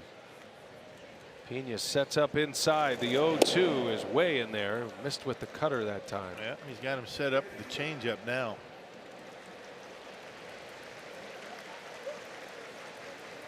A pitch with a purpose. Cutter in off the plate. Get him thinking inside, then go away with a changeup. We'll see if he does it. 1 ball, 2 strikes. 2 outs in the inning. Tying run at first. Barnhart rolls one into the shift. Way out there is Miller. And he hustles a throw over to end the inning. Got him with a changeup. Good pitching by Anderson. Lorenzen with a home run, the relief pitcher. It's a 1-run game in Cincinnati.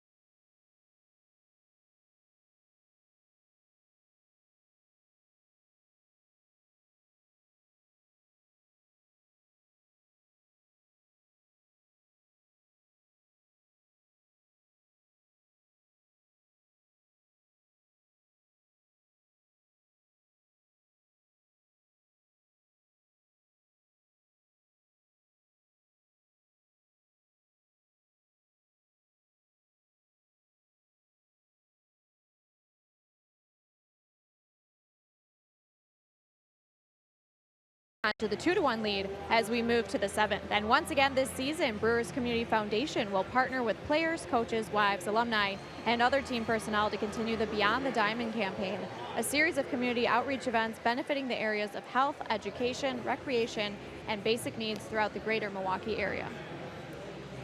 All right, Sophia, thanks. Here we go to the 7th inning. And number 7 will lead off, Eric Thames. Michael Lorenzen coming off his home run. Back out for his 2nd inning of work. Lorenzen's homer traveled 384 feet, his 2nd home run of the year. Thames will start it, then Aguilar, then Shaw. At the plate tonight for Thames, presented by Wendy's. Had a single, a stolen base in the 5th. He's 1 for 3. He struck in the 7th last night, one of his most important home runs of the year. A 3-run home run that gave the Brewers the lead in the 7th. They were down 4-2. Thames hit it out into the bleachers in right center, and it was 5-4 Milwaukee at that point. They added 1 more and won the game 6-4.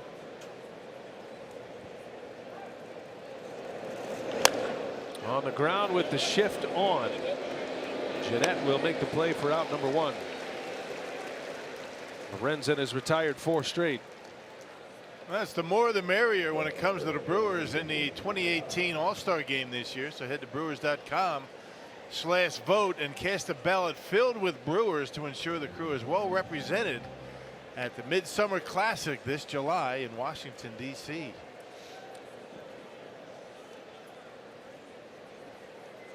Jesus Aguilar with 1 out.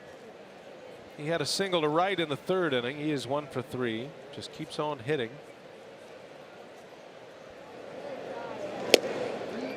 And one of those guys, a lot of fastballs, you know, 94, 96 miles an hour, throws a cutter, but an awful lot of fastballs. You know, he doesn't try and trick you too much.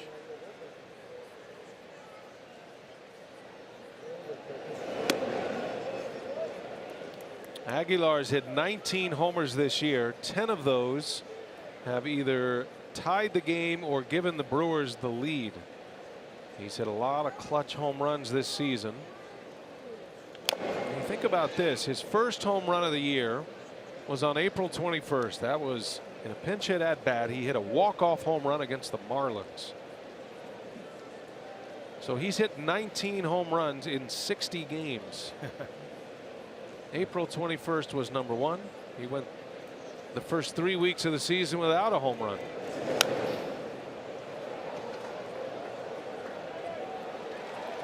He's homering in about every 3.2 games. Just to compare to some of the best home run hitters, the more memorable home run hitters, Roger Maris and Barry Bonds.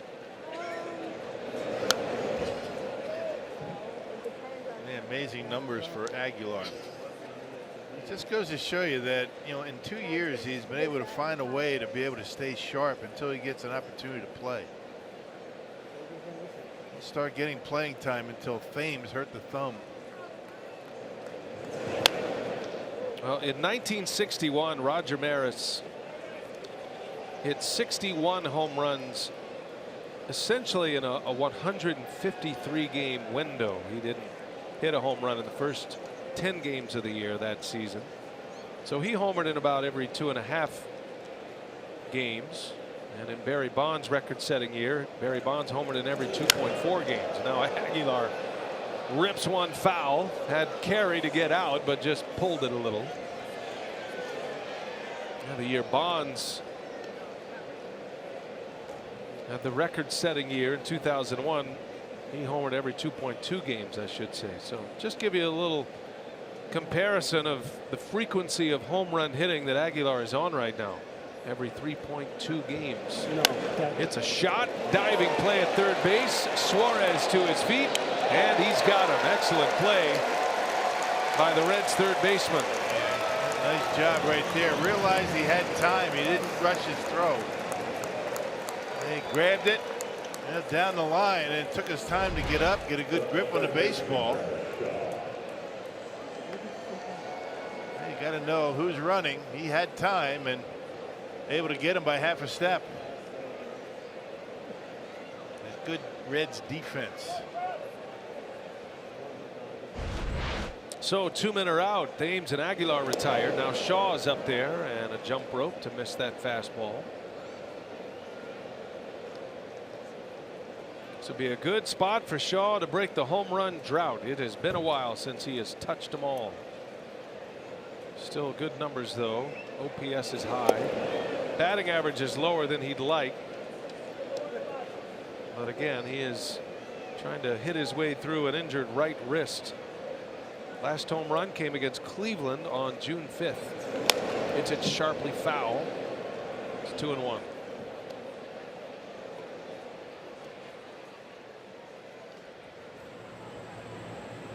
Josh Hader getting ready for the Brewers in the pen. Looks like that could be the end of the line for Chase Anderson. Of note, on deck is Hernan Perez, which would lead you to believe Ryan Braun is injured. We've been watching him tonight, and he has not looked comfortable. He's been hobbling around. He's been running pretty well, but then once he slows down, he's really hadn't looked all that comfortable.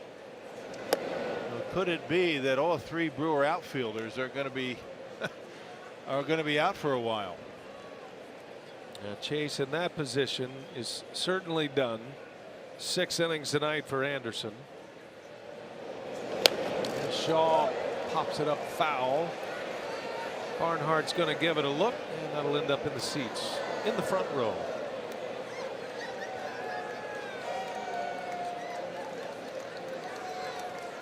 Brewers are leaking oil on the injury front. Kane on the DL. Yelich left yesterday's game with a back injury. Looks like Braun is done. His spot due up next, and Perez will hit if Shaw extends the inning.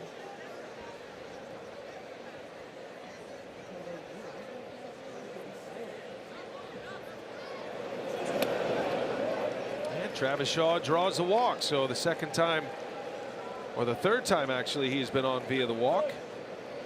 And that does extend the inning for Perez. And that a lot of times will mark kind of the beginning of a good stretch for a hitter when he's taking pitches, working the count, not swinging the pitches out of the strike zone. Sometimes you can walk your way into a good stretch. All about seeing the baseball. Shaw reaches. Perez announced as the pinch hitter for Braun. Ryan is out. I would imagine Thames would go to left, Perez to right.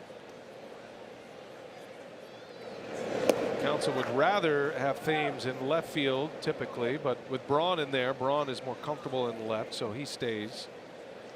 Perez, a very accomplished outfielder, so you don't lose anything defensively. And he's been swinging the bat pretty well here lately.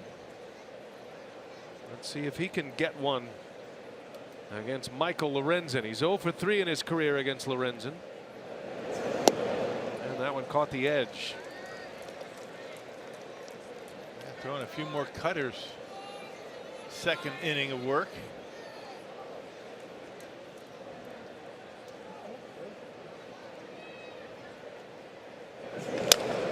Ground ball to short. That will retire the side. So we head to the bottom of the 7th. Stretch time in Cincinnati. Got another terrific game in front of us tonight. 2-1 Brew Crew.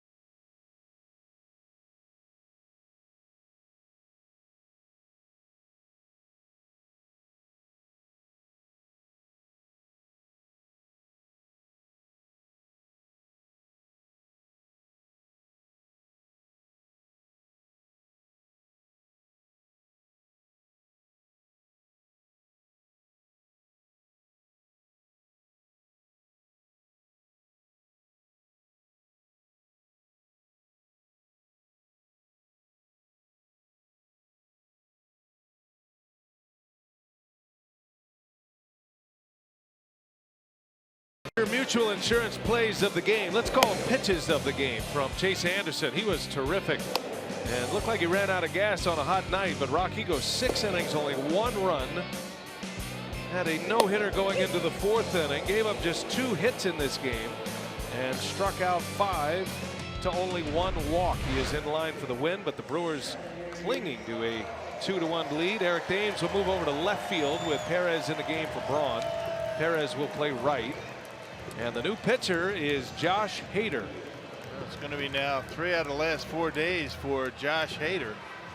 Unusual for him. He last pitched on Wednesday against Kansas City. Had 2/3 of an inning. Gave up a hit and earned run. Allowed 3 inherited runners to score. One of the few times that Hader has been touched up this year. He'll have the heavy lifting with the 3 best hitters for the Reds, starting with Joey Votto. the league's leader in on-base percentage. Scooter Gennett, who's the league's leader in batting average, and Eugenio Suarez, who leads the league in RBIs. 3, 4, and 5 in this Reds order. Hader misses with a fastball. It's 2-0 on Votto. I wonder if this might be a 1-inning appearance for Hader. It's got to be, as much as he's thrown lately. There's a strike. Got a fastball in there. Votto is 0 for 4 against Josh Hader with 4 strikeouts. And he'll take a cleansing walk after that call from home plate umpire Bruce Dreckman. Sometimes he doesn't even have to say anything to let you know what he's thinking at the plate. Yeah. Chokes up on the bat. 2 balls, 1 strike. And Hader misses badly. Votto's already got the 2-strike choke up at bat going with 1 strike on him. On Josh Hader. There you see it.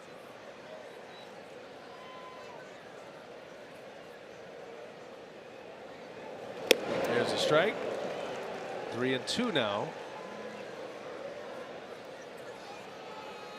It's the first batter of the inning, but it's a significant batter face for Hader. 3-2 to Joey Votto. Let's see what he has for him. Hader deals a fastball, misses, and Votto draws the walk. He's the National League leader in that category, and a man is on the tying run to start this inning. Yep, nobody does it better. Even when he doesn't hit, he doesn't get hits, he's able to get on base. Very rarely, if ever, swings out of the strike zone. So it'll be Scooter Gennett now.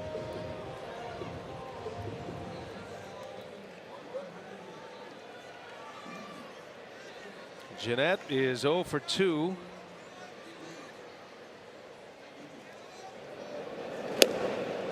Brewers playing pretty much straight away. They're looking to turn 2. Wanting a ground ball here out of Gennett, who is 1 for 6 career against Hader. Hader struck him out 3 times in those 6 at-bats.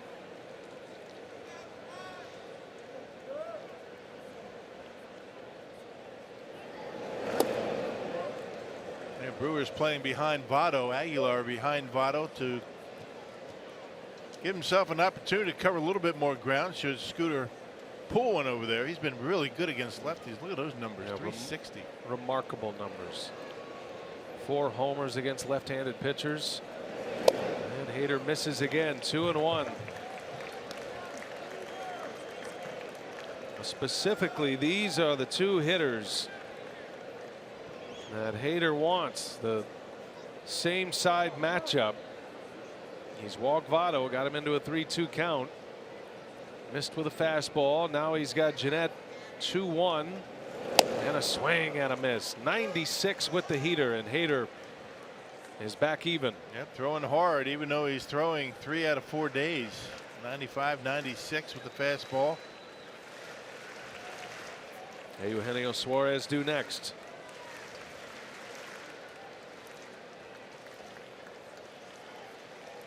You know, Gennett looking to lift one here. 2-2. Hader deals and a swing and a miss. He struck him out with a 97-mile-an-hour fastball. Reaching back. That's about all you're going to get out of Hader. That's a good fastball from Josh. You don't see that very often. 97. Gave him 95, 96, now 97 to get him on the inside corner. Nice. Good pitch. Needed that one. Big K for Hader. Now Suarez. Dangerous hitter at the plate. Suarez hitting .302. He's top 10 in the league in hitting. And he's gunning on the first pitch. Fouls it back. You look at Suarez RBI numbers as well. He's very similar to Aguilar in that he missed the first 16 games. Aguilar played, was available, just didn't play much. But Suarez was out with a thumb injury, missed the first 16 games in April, and still leads the league in RBIs. Little half swing, he goes, and it's 0-2.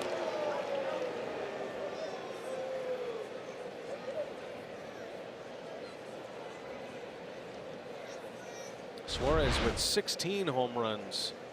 Yes, he did. And he asked for the check himself. Check, please. 0-2 pitch. Suarez able to check it this time. You ever call for your own appeal, Rock? That seems risky. Yeah, it is. I guess he's pointing down there just to make sure the home plate umpire doesn't call it.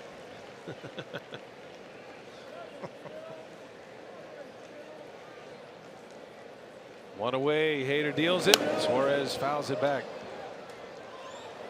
You can see Suarez when he gets to 2 strikes. He's a guy that'll shorten up his swing as well. Yeah, I wonder if Hader is going to maybe try and drop a slider on him. He's got Suarez geared up with a fastball here. It's been nothing but fastballs.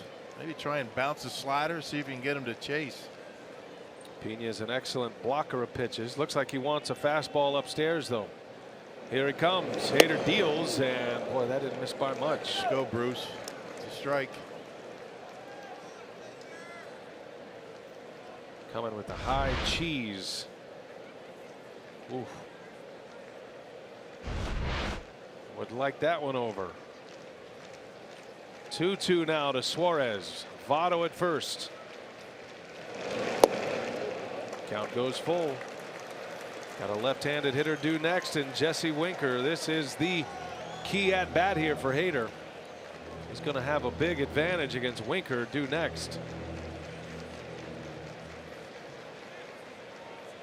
Suarez does have a hit off Hader in his career. He's doubled off of him. And a ground ball, chance to turn it. Arcia flips it to Miller. Throw to first in time, and a 6-4-3 double play. Josh Hader puts up a 0 in the 7th inning. Goes through the heart of the Reds order. Votto, Jeanette, and Suarez. And the Brewers still lead this game 2-1. Ah, yes. Pitcher's best friend. We go to the 8th.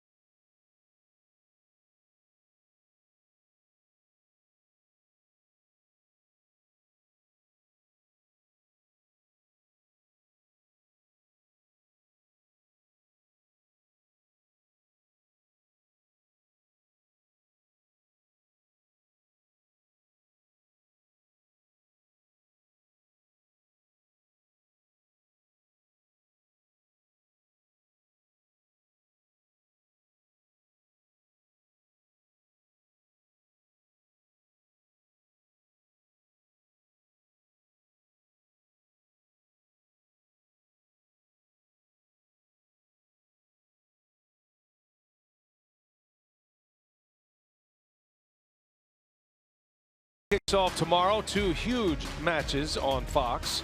First, it's France against Argentina, 8 a.m. Central. And then Uruguay takes on Portugal. That's all tomorrow on Fox. You can stream it live on the Fox Sports app. That would be Ronaldo of Portugal, Messi of Argentina, 2 of the biggest stars in the game. Yeah. On display on Fox tomorrow. We got a good one going here in Cincinnati. Michael Lorenzen is out there for his 3rd inning. The Brewers clinging to a 2-1 lead. Milwaukee has stranded 9 base runners tonight. Keon Broxton has driven in both runs. Manny Pena will lead off, and Lorenzen deals him a strike. Yeah, 3rd time that Lorenzen is going to try and get through 3 innings this year. Wow, Pena fouls that one away. No, he was hit by the pitch. 2nd time tonight, Pena is hit by a Reds pitch. You see a common theme with the Reds pitching staff, pitching everybody inside. I mean, big time. And we saw Romano do it. Lorenzen's doing it. Just don't want to allow the Brewers to get their arms extended, and this one gets them on the elbow. That was a double hit. Got the elbow of Pena and hit Barnhart right in the mask. Well, the Brewers have sustained some injuries here in Cincinnati. 2 players out with lower back tightness. Braun tonight, Yelich last night. Kane already on the DL. So Keon Broxton put into the spotlight, and he has responded tonight. 2 RBIs, had a single and an RBI in the second, and then he ripped a home run out of here in the fourth.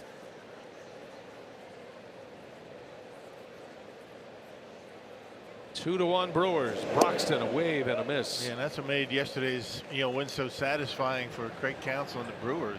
Without Kane, without Yelich, able to pick up a victory. Kyle Crockett, one of the 2 left-handers available for Riggleman in the bullpen. Be even better tonight.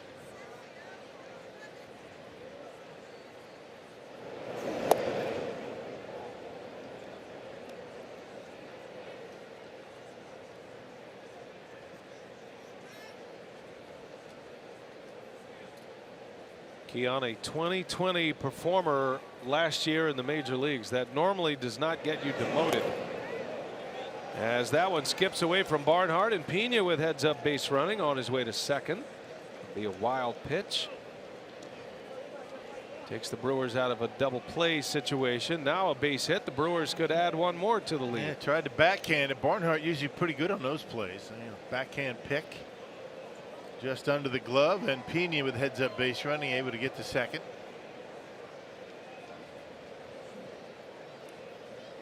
Big spot for Broxton. 3-1. Keon lays off. Good at bat there by Broxton. So a hit batter and a walk, and it's 2 on now with nobody out. Orlando Arcia coming up.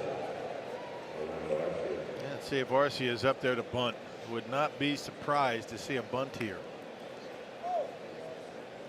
Normally you'd say they may be looking to get Lorenzen through this inning because he's due up 3rd in the 8th, but he hit a home run. The only Reds run came off the bat of Lorenzen. He might be the reason they keep him in here to get him at the plate. Yeah, the only guy that's been able to play to run. Reds are thinking a bunt's coming. Pitcher spot due up next. VR's already on deck. Arcia gets the bunt down. Lorenzen's going to spin and fire to third base to get the lead out. Pena got a slow break off the bag. They were holding him on, and Arcia cannot advance him. You got to get that done. You got to be able to get the job done there. You're struggling at the plate. You have an opportunity to advance a base runner. Just bunts it too hard right back to Lorenzen. And you got Manny running. Yeah, the fact that it was popped up initially is what froze Pena right away. Yeah, he can't afford to break off too far with that ball in the air. Trying to process all that information quickly. Doesn't want to get doubled up. Arcia unable to get the bunt down. The first out of the inning. That feels like such a giveaway. Yeah. When you do not get a bunt down. The sacrifice bunt is all but dead in the major leagues from position players.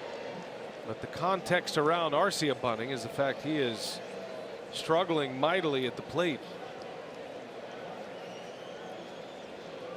Well, we'll see if VR can deliver here. Pinch hitting. Runners go. Broxton takes off. The throw to third, not in time. It's a double steal. And the Brewers advance those runners anyway as Keon Broxton swipes third, and right behind him Arcia at second. And now 3 stolen bases tonight for the Brewers. Thames had 1 in the 5th.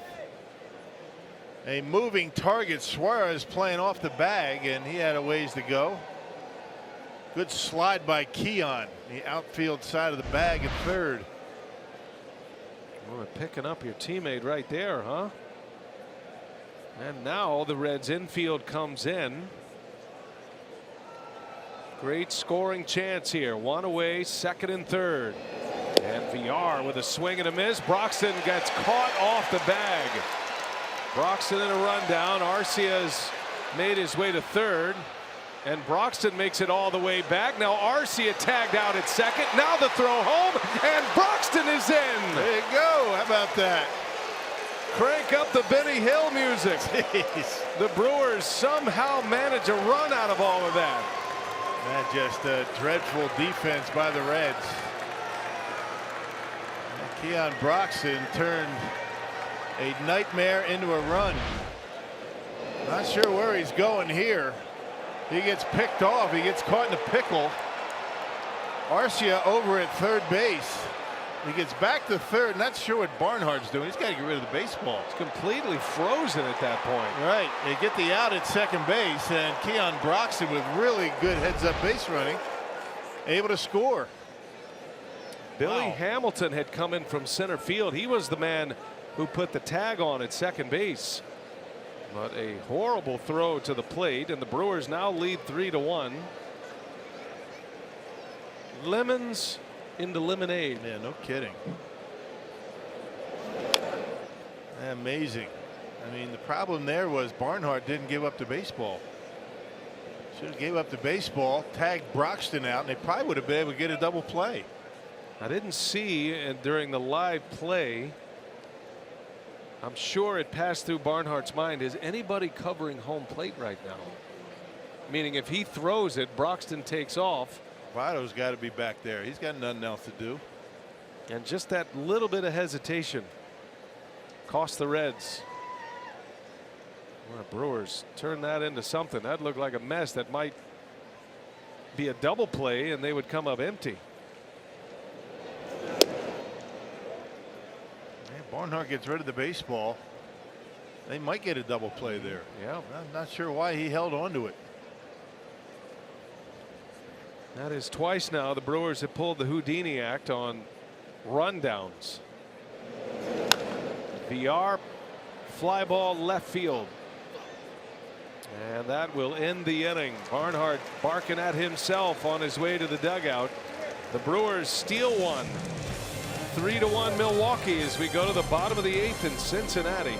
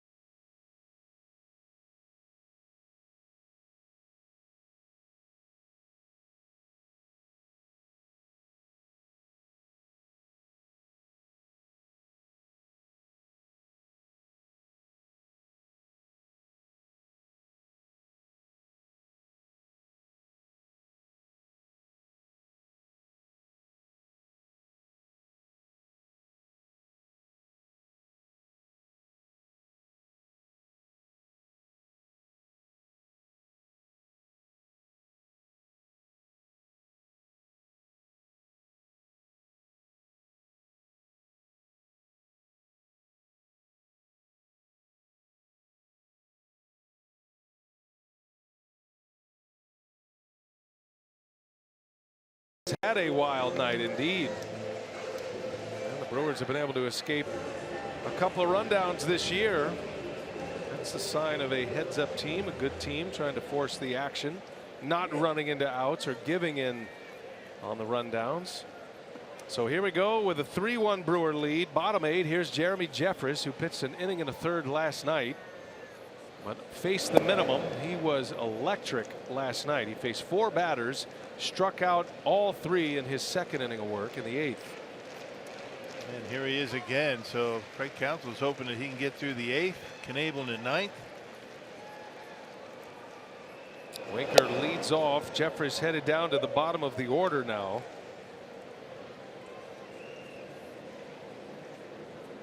That is a big run to get for Milwaukee in the top of this inning. He got a run on no hits.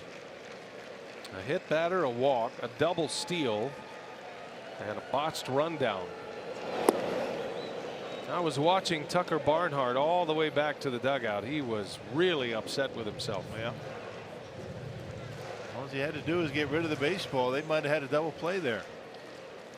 I think what he thought that Arcia was going to be all the way to third base and was going to be 2 men at third. Yeah. Hit hard, center field. Broxton got a good jump and will run it down. Keon comes up with another pretty play in center field. He makes it look easy. This guy can really play the outfield. Yep, just glides. He kind of reminds you a lot of Lorenzo Cain. He just gets a good first step, angles back and able to haul it in right in front of the warning track. And what made that play, I mean, as you look at it, was Arcia creeping so close to third base, and then once Keon got back, he's headed back to second base. That's what confused Tucker Barnhart. So that's good heads-up base running by Orlando Arcia, not just Keon Broxton. Well, there's a little risk there, right, from the base runners, because if Broxton doesn't play hard through it, run hard, try to get back, if he gives himself up for the out, then Arcia is going to be an easy out, and you're looking at a double play to end the inning. But because Broxton went hard back into third base, getting there before a tag was put on, that put Barnhart in a really tough spot. I think what Arcia did, he waited to realize that, you know, what was going on, that Tucker Barnhart wasn't going to throw the baseball, and realized Broxton was going to get back. And then he headed back to second base. That's smart. I remember that Lorenzo Cain rundown that we all talked about, something nobody that we know, and certainly nothing we'd ever seen before. And Cain pointed out quickly that the key to that whole play was Yelich getting back to second base so fast and not giving himself up, or else Cain would have been a dead duck himself. So yeah, the Brewers are executing well. There's a fastball that misses. Jeffress wanted that pitch. 2-2 the count. Jose Peraza at the plate.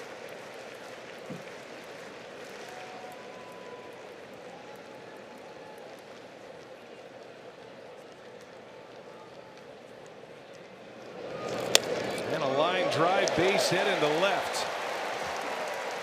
Peraza with a single with one away. And two-seamer down and in. Jeffress didn't get the pitch before, and Peraza taking advantage of it. Hey, today's time of the game winner, Otis's Bar in Danbury. If they call the Brewers by 8 o'clock or 10 o'clock tomorrow morning, they get 40 tickets to a Friday night game in the Miller Lite Beer Pen. This offer courtesy of the Tavern League of Wisconsin and Miller Lite. Well, Jim Riggleman's going to make his play right now. He is sending up one of his best power hitters to face Jeffress. Pena out for a quick scouting report on Adam Duvall. Duvall has hit 12 home runs this year. He started yesterday's game. He's been in and out of the lineup. There's been occasions as well where he's been pinch hit for by Jim Riggleman. But Riggleman sends him up there now. This was the spot occupied by Michael Lorenzen, who is responsible for the only Reds run, a home run by the relief pitcher in the 6th. And Duvall has had no success against Jeremy, 0 for 8. One out, runner at first, tying run at the plate. And he starts him with a little breaking ball for strike one.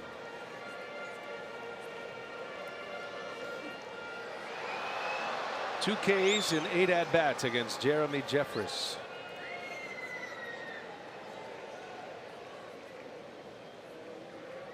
Jeremy with an inning and a third last night. And a swing and a miss. Another good breaking ball. Jeremy struck out Duvall last night.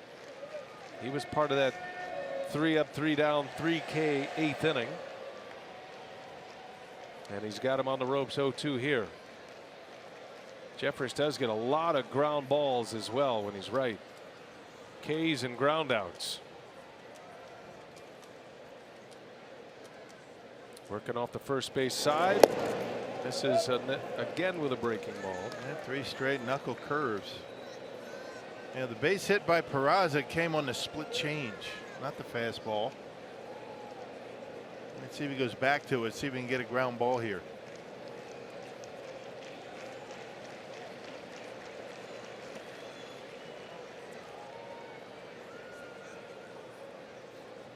Pena wants a fastball. Got to make it a good pitch. Jeffress deals and a fastball that just missed. And Bruce Dreckman not making it easy for this Brewers pitching staff.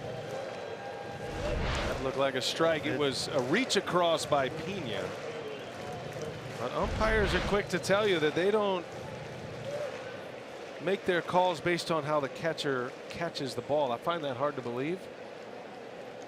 But they will argue with that point. That looked like a strike. And now a swing and a foul tip. Pena's got it. Came right back in with the heat and a strikeout of Duvall for the second out of the inning. Yeah, when you see a catcher move that much, the complete width of the plate, a lot of times umpire's going to have a difficult time calling it. So he misses on the outside corner. He throws a 2-seamer down and in, and he misses it. On the foul tip, that Pena able to hold on. 2 outs for Jeffress. Corey Knebel getting loose. Counsel wouldn't hesitate to use him now that there are 2 outs in this 8th inning. If Jeffress allows one more base runner, you would think. Here's Billy Hamilton now. 2 gone, runner at first. Hamilton takes a breaking ball strike, a dandy. Yeah, he's seeing a lot of breaking pitches tonight. As long as you keep him down in the zone, you're in good shape. You leave one up, he'll just slap it into left field.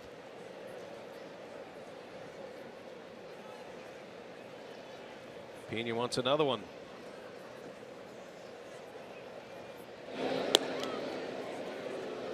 You might notice Pena looks over to the dugout between every pitch. They're not calling pitches for him. He's got the game plan, but they're setting up potential throwovers and whatnot, right? Throwovers, pitch outs. Don't see Peraza running down by 2 runs, though. Swing and a miss. Another curve to Hamilton, and it's 0-2.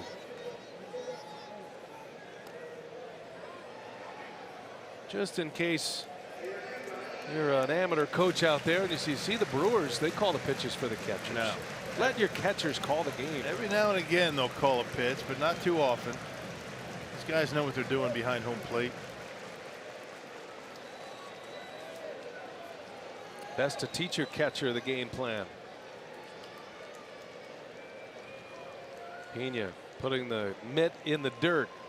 0-2 pitch and a line shot foul. He hung that curve. He's got them all set up for a high heater. I'm with you. I like it. I thought he was tapping the ground just to make Billy Hamilton think something down in the zone's coming. Then give that high strike, had that high target.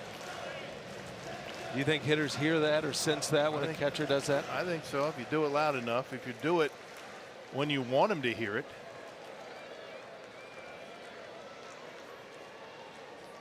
What's he got in mind here? 0-2.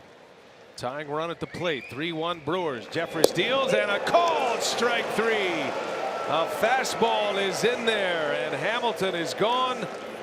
Jeremy Jeffress delivers again. Back-to-back Ks, a scoreless 8th. We go to the 9th and Cincinnati.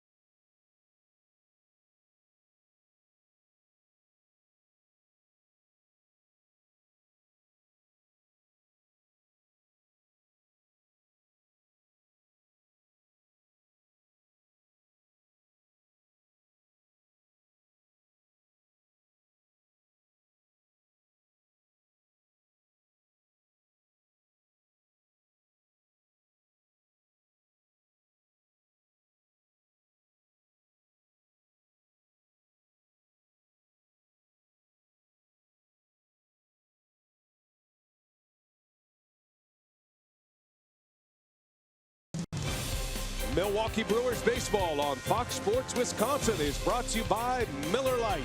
Great taste and only 96 calories. And by Toyota. Let's go places.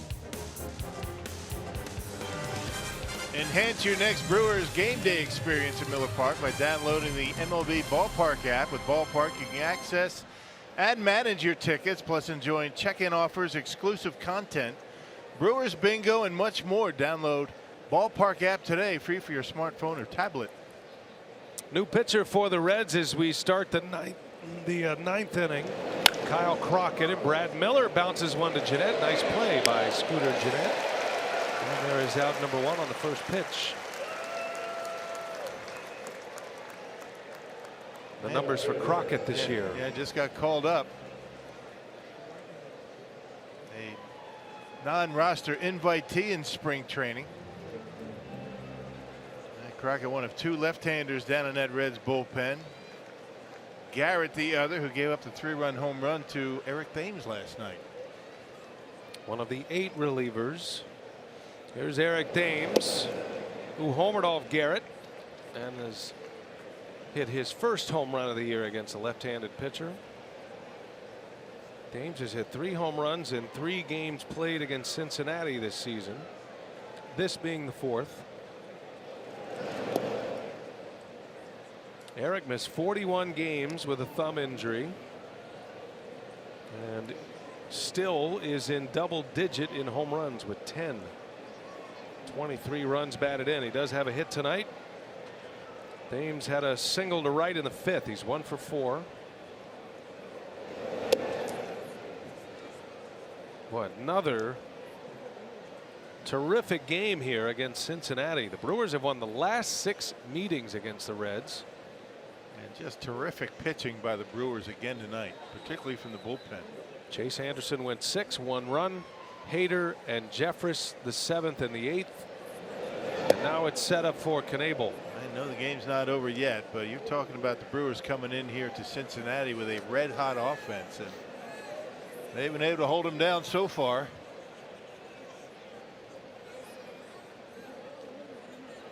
Three balls and a strike.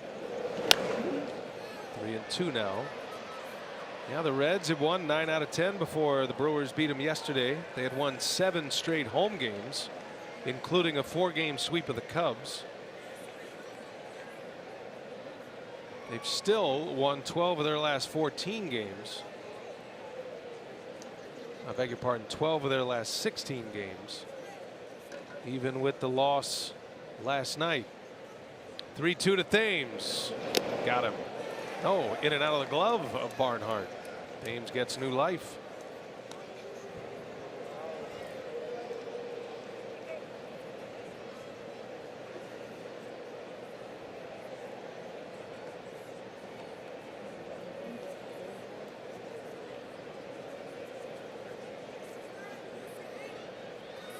Kyle Crockett delivers, and Thames pops it up.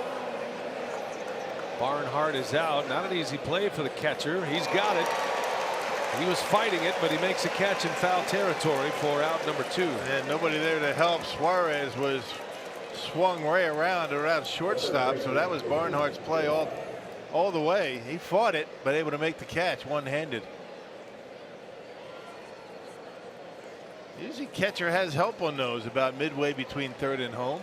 Not that time. 2 up, 2 down. Here comes Aguilar, who has a hit tonight, had a single to right. He's 1 for 4. 312 is the batting average with his base hit tonight. Had 3 hits last night, including a 2-run home run.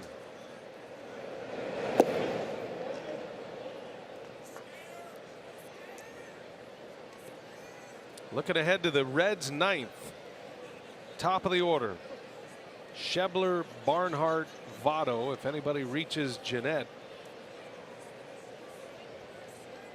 And Corey Knebel ready to come in.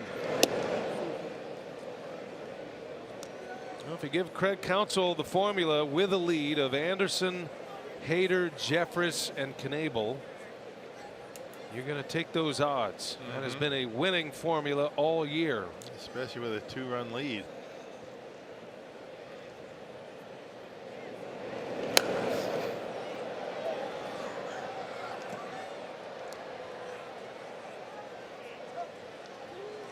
Two balls and a strike on Aguilar.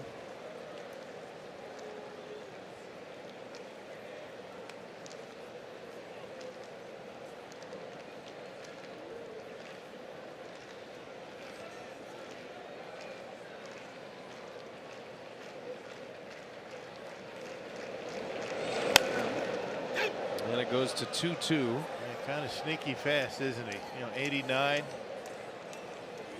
Got it in the hands of Aguilar there on a 2-1 count. Jesus has been great with 2 strikes this year. He's hitting at a 281 clip with 2 strikes. That is remarkable. League average in the 230s with 2 strikes. 2-2. Crockett deals. Aguilar lines one to left field. It's another 2-strike hit. And Jesus keeps the inning alive. His second hit of the game. 2 out of 5 tonight for Aguilar. They tried to bust him inside. He was ready for it. Yep. Well, back to back, they doubled up on the fastball in. This time, Aguilar saying nope, especially when you leave it out over the plate. That one right down the middle, supposed to be inside, and he's not going to miss many of those. That's a pretty straight fastball for a lefty. Lefties usually have a little movement, a little sink. Pretty straight. Base runner for Travis Shaw.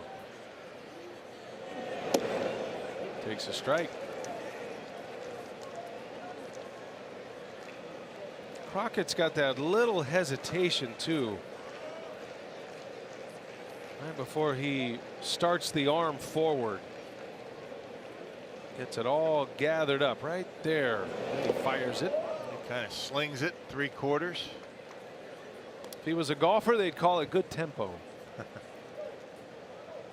I guess they call it good tempo even for a pitcher. Golf mechanics and the pitching mechanics are very similar. Yeah, tempo is important in everything, including hitting, fielding.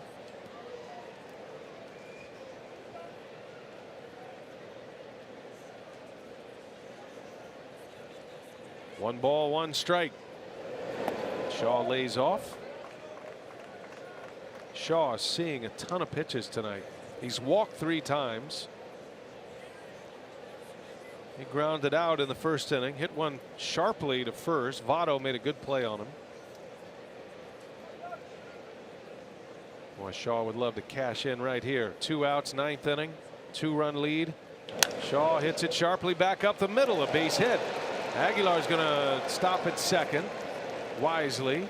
Tells Billy Hamilton, you don't need to throw. I'm not going anywhere. Yeah. You think I'm going to run on you? That's the first hit Crockett's allowed to a lefty this year. 0 for 6 before that at bat. Hadn't been up that long. And Riggleman is going to make the change now with Hernan Perez coming up. So 2 2-out hits. And the Brewers are in business again, trying to extend this one. Riggleman makes the change with the Brewers threatening in the 9th.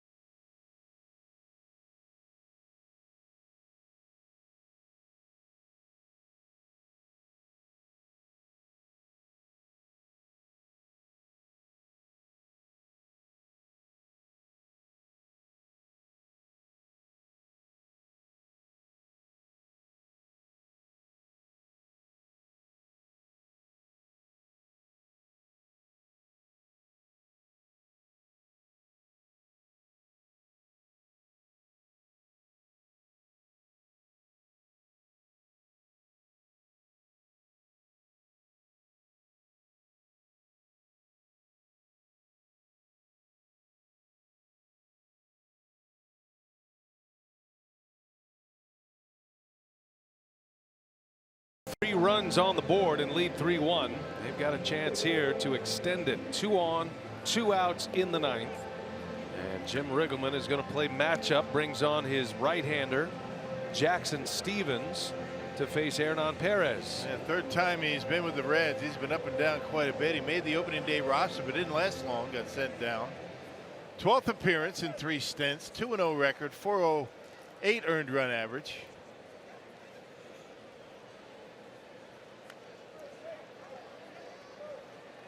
Perez came in for Ryan Braun, who left this game with lower back tightness. This is his 2nd at bat. Playing right field now. Aguilar the runner at 2nd, Shaw at 1st. Perez on the first pitch fouls it away. Yeah, fastball, curveball. He's got a decent slider to go with it, but you figure he's going to give Perez some fastballs. Just did there.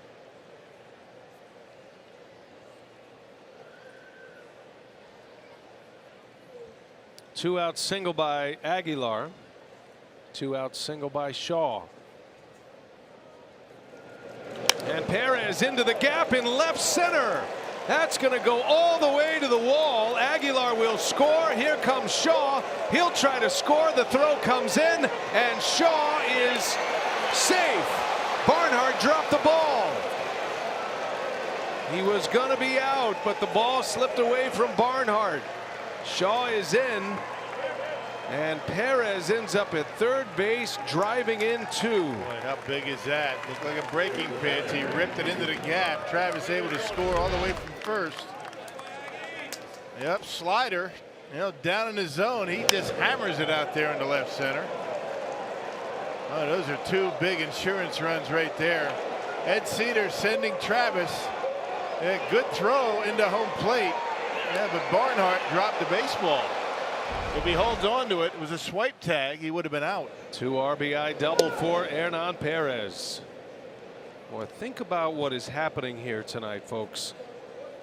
Christian Yelich hurt yesterday. His replacement, Keon Broxton. Broxton is driven in 2 with 2 hits, including a homer. Has scored twice. Perez in for the injured Ryan Braun. And he just delivers 2 RBIs with a double. Oh, this come with 2 outs and nobody on. 3 straight hits. 5-1 Milwaukee. That will allow Counsell, if he chooses, to sit down Knebel and maybe go to another reliever. Dan Jennings is warming up in the bullpen. You got lefties coming up. Why not use Jennings? You can always use Knebel if you need to. Now, one day leads to the next in this game, and the ability to not have to use Knebel yet still could bring him in for a save situation, but you give yourself a chance to maybe get to the finish line without using Knebel tonight is big. Bottom of the inning, it's going to be 3 lefties and a switch hitter. So that's why you have Jennings up in the pen. By the way, they're going to score that as an error on Barnhart. No RBI? I don't know about that call. Well, he's trying to make a catch and a tag. Yeah, Bruce Dreckman did have the out call. He and did. I think he called them out a little bit too soon. Had he not made the out call and then Barnhart drops the baseball, it would have been an RBI. Still gets 1 RBI out of it, Perez.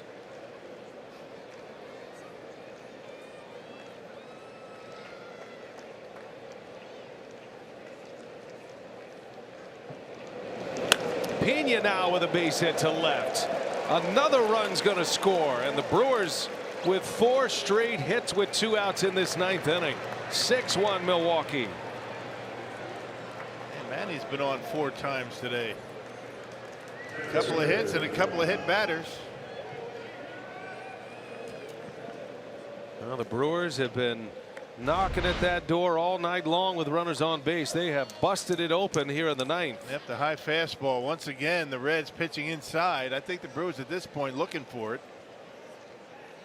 Yep, and they're able to muscle it out there in the left field. Perez with the big double. Now Broxton is up. And a strike to Keon.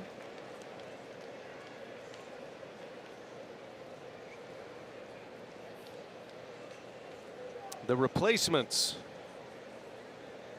are thriving here tonight with the big money players out. Think about all the injuries the Brewers have had to endure with the position players and the pitchers, particularly, you know, the starting rotation, and they have picked up the slack in a big way. Brewers very happy with the depth of the organization, and they've had to prove it early on. Broxton in the air, deep right field, long run, Schebler, and it's gone! A home run for Keon. A 2-run blast and a 2-out outburst for the Milwaukee Brewers.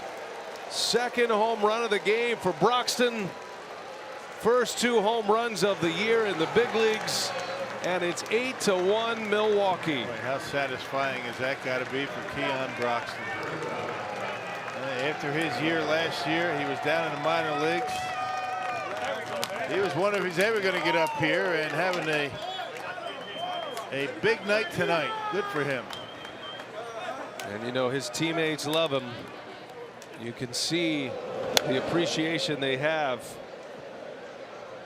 You walked around spring training when it was starting to look like Broxton was going to be the odd man out, and there was understanding but disappointment for the player who meant a lot to this team last year. But give him credit. Went to AAA. He was upset. He didn't make the big league team, but he handled his business. Well, gets the call up here in late June, and he is alive and well here in the big leagues once again. Yeah, 3 months down in AAA, and it's all paid off tonight. Arcia strikes out. The inning is over, but what an inning it was. With 2 outs, the Brewers string together 5 straight hits, capped off by a Broxton 2-run homer. It's 8-1 now as we head to the bottom of the ninth.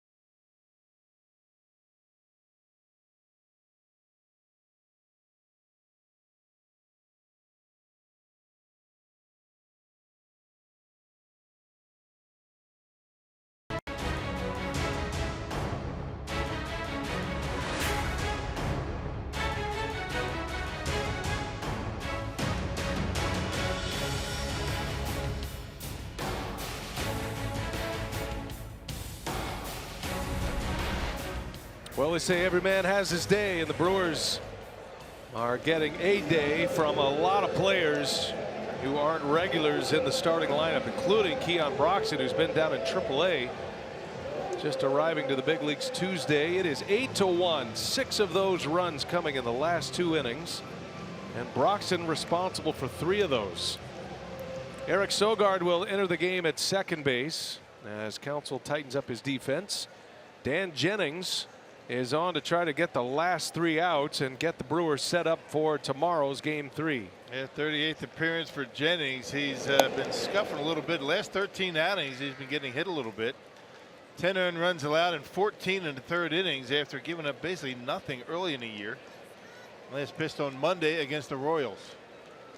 Got great work from Hader in the 7th, Jeffress in the 8th.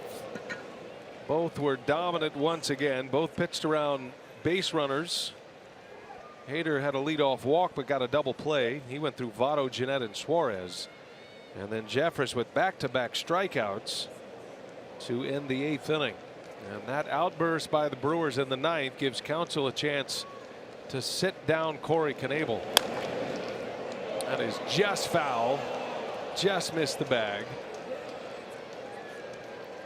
Maybe saw Tucker Barnhart do that in the 4th inning with 2 strikes. Trying to slap one down the third baseline. Well, Craig Counsell's seen enough of that. He's going to move Shaw over more toward where he would normally be.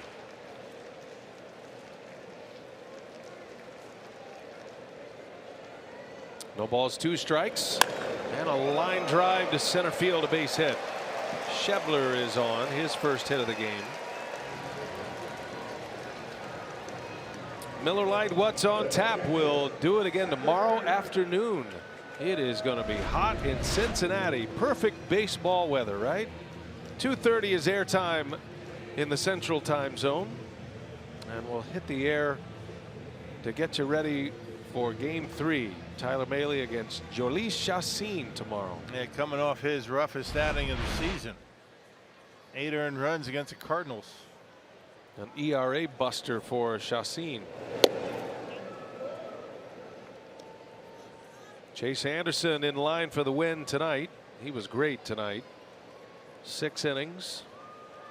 Gave up 1 run on that home run by Michael Lorenzen, the Reds relief pitcher who was allowed to hit, and he hits his 2nd homer of the year.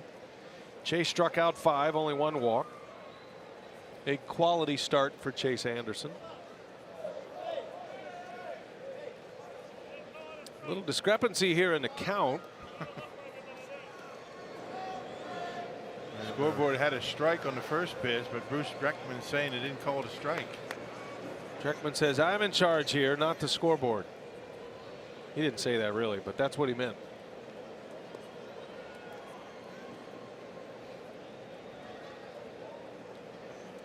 Two and 0. There's a strike. Jennings has been a little under the weather. He was ill yesterday. Good to see him back on the mound here tonight. Not sure if he was available or not yesterday. The situation never came up to use him. But I know Counsell was concerned about that prior to the game. He had Hader down yesterday. That's why it was imperative that Jeffress was able to bridge the gap. He went an inning and 3rd yesterday. He figured Jeremy is going to be down tomorrow. The Brewers do not have an off day until the All-Star break in the middle of a 20 consecutive day stretch. In the air to center field. Broxton glides over to make the catch for out number 1. And I honestly don't think that Josh Hader is going to be pitching 4 out of 5 days. Yeah, good point. And it's going to be hot. And tomorrow might be the day when your best relievers are down. Hoping for a long outing by Chacín.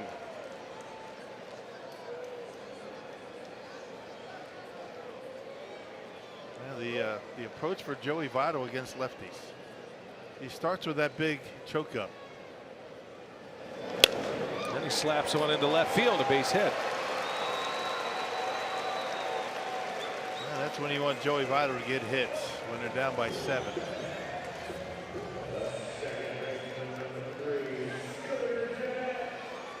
So 2 on with 1 out. Here comes Scooter Gennett.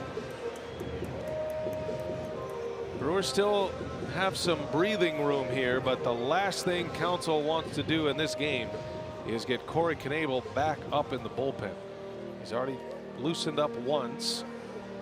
He was ready to come into the 8th inning had Jeffress gotten into trouble, maybe with 1 more base runner. He's probably pretty close to being ready anyway. He's not going to take much to get loose.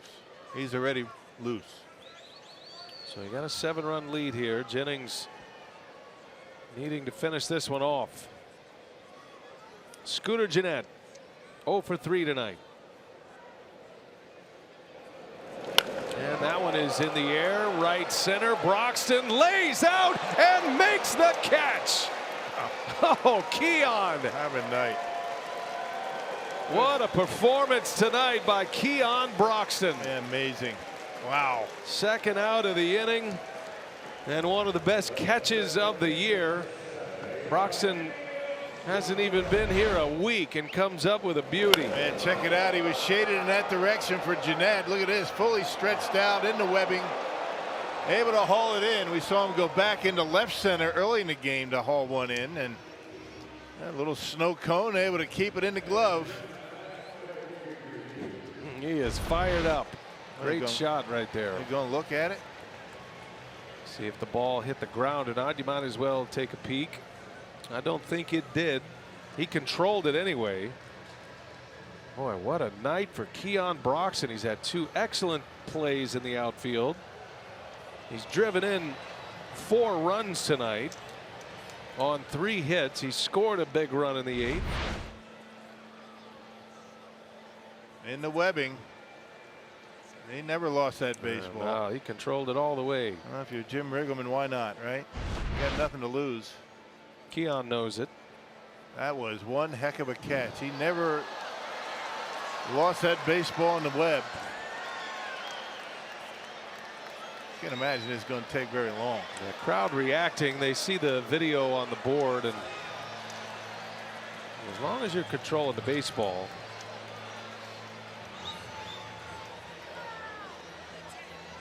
Call on the field is out. That's important here as well. Right in the end of the fingers. The ball never is bobbled out there, and able to keep it in the glove. Crew chief is over there, Alfonso Marquez, with his back to us.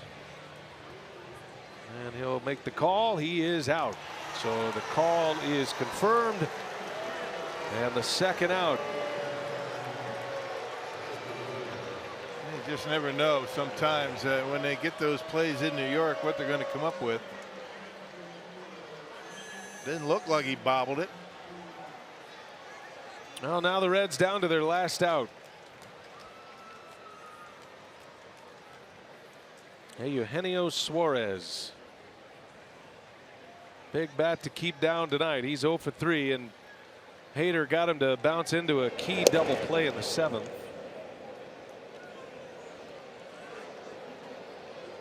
Going to look at this game, see the 8-1 score perhaps. So the Brewers had an easy night at the ball yard tonight. Anything but. A 5-run 9th stretched it out. It was 2-1 until the 8th.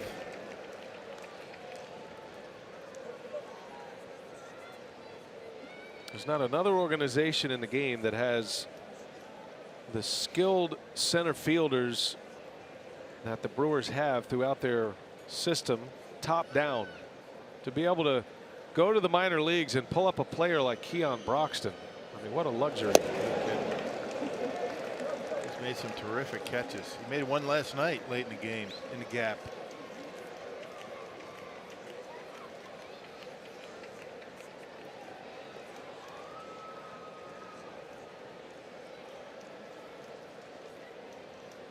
One and 2 the count, down to their last strike.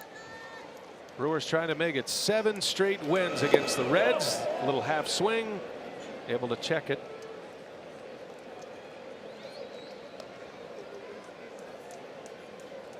Two and 2 now.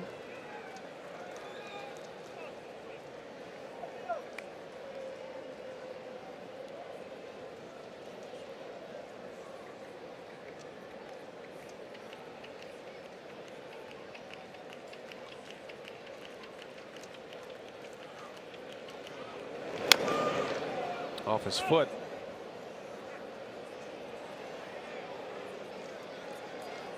Well, even thinking about tomorrow, the Brewers might not have Hader or Jeffress, but they're still fully loaded up in their pen. They've got Taylor Williams and Jacob Barnes. I mean, that's been the other part of this equation, that they've been able to get great production from some of those guys who they are grooming into those leverage rolls. Yeah, an extra lefty down there right now. They got Zagurski, who just got called up yesterday.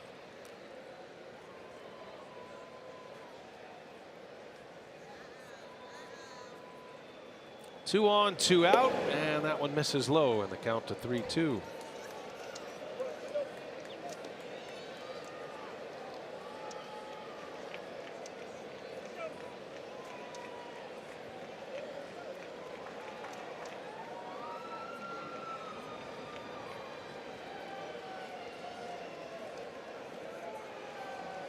Jennings trying to put it in the books right here. 3-2 pitch. He is ripped into center field. Base hit's going to bring in a run. Throw comes to second base all the way through. That's an RBI single for Suarez. His National League leading 60th run batted in. And it's 8-2 Milwaukee.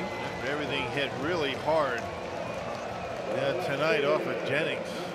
Just think about that catch by Keon out in the gap. Still a very comfortable lead, and he would like to be able to. A hard time finishing innings. He's been getting to 2 outs regularly, but to finish off that outing and to be taken out of a game on Tuesday. Council forced to use Hader in that game.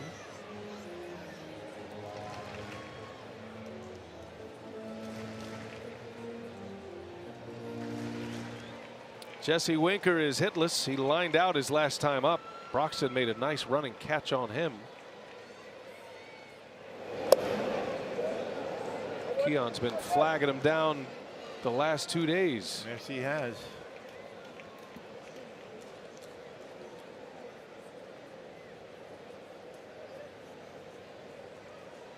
One ball, one strike.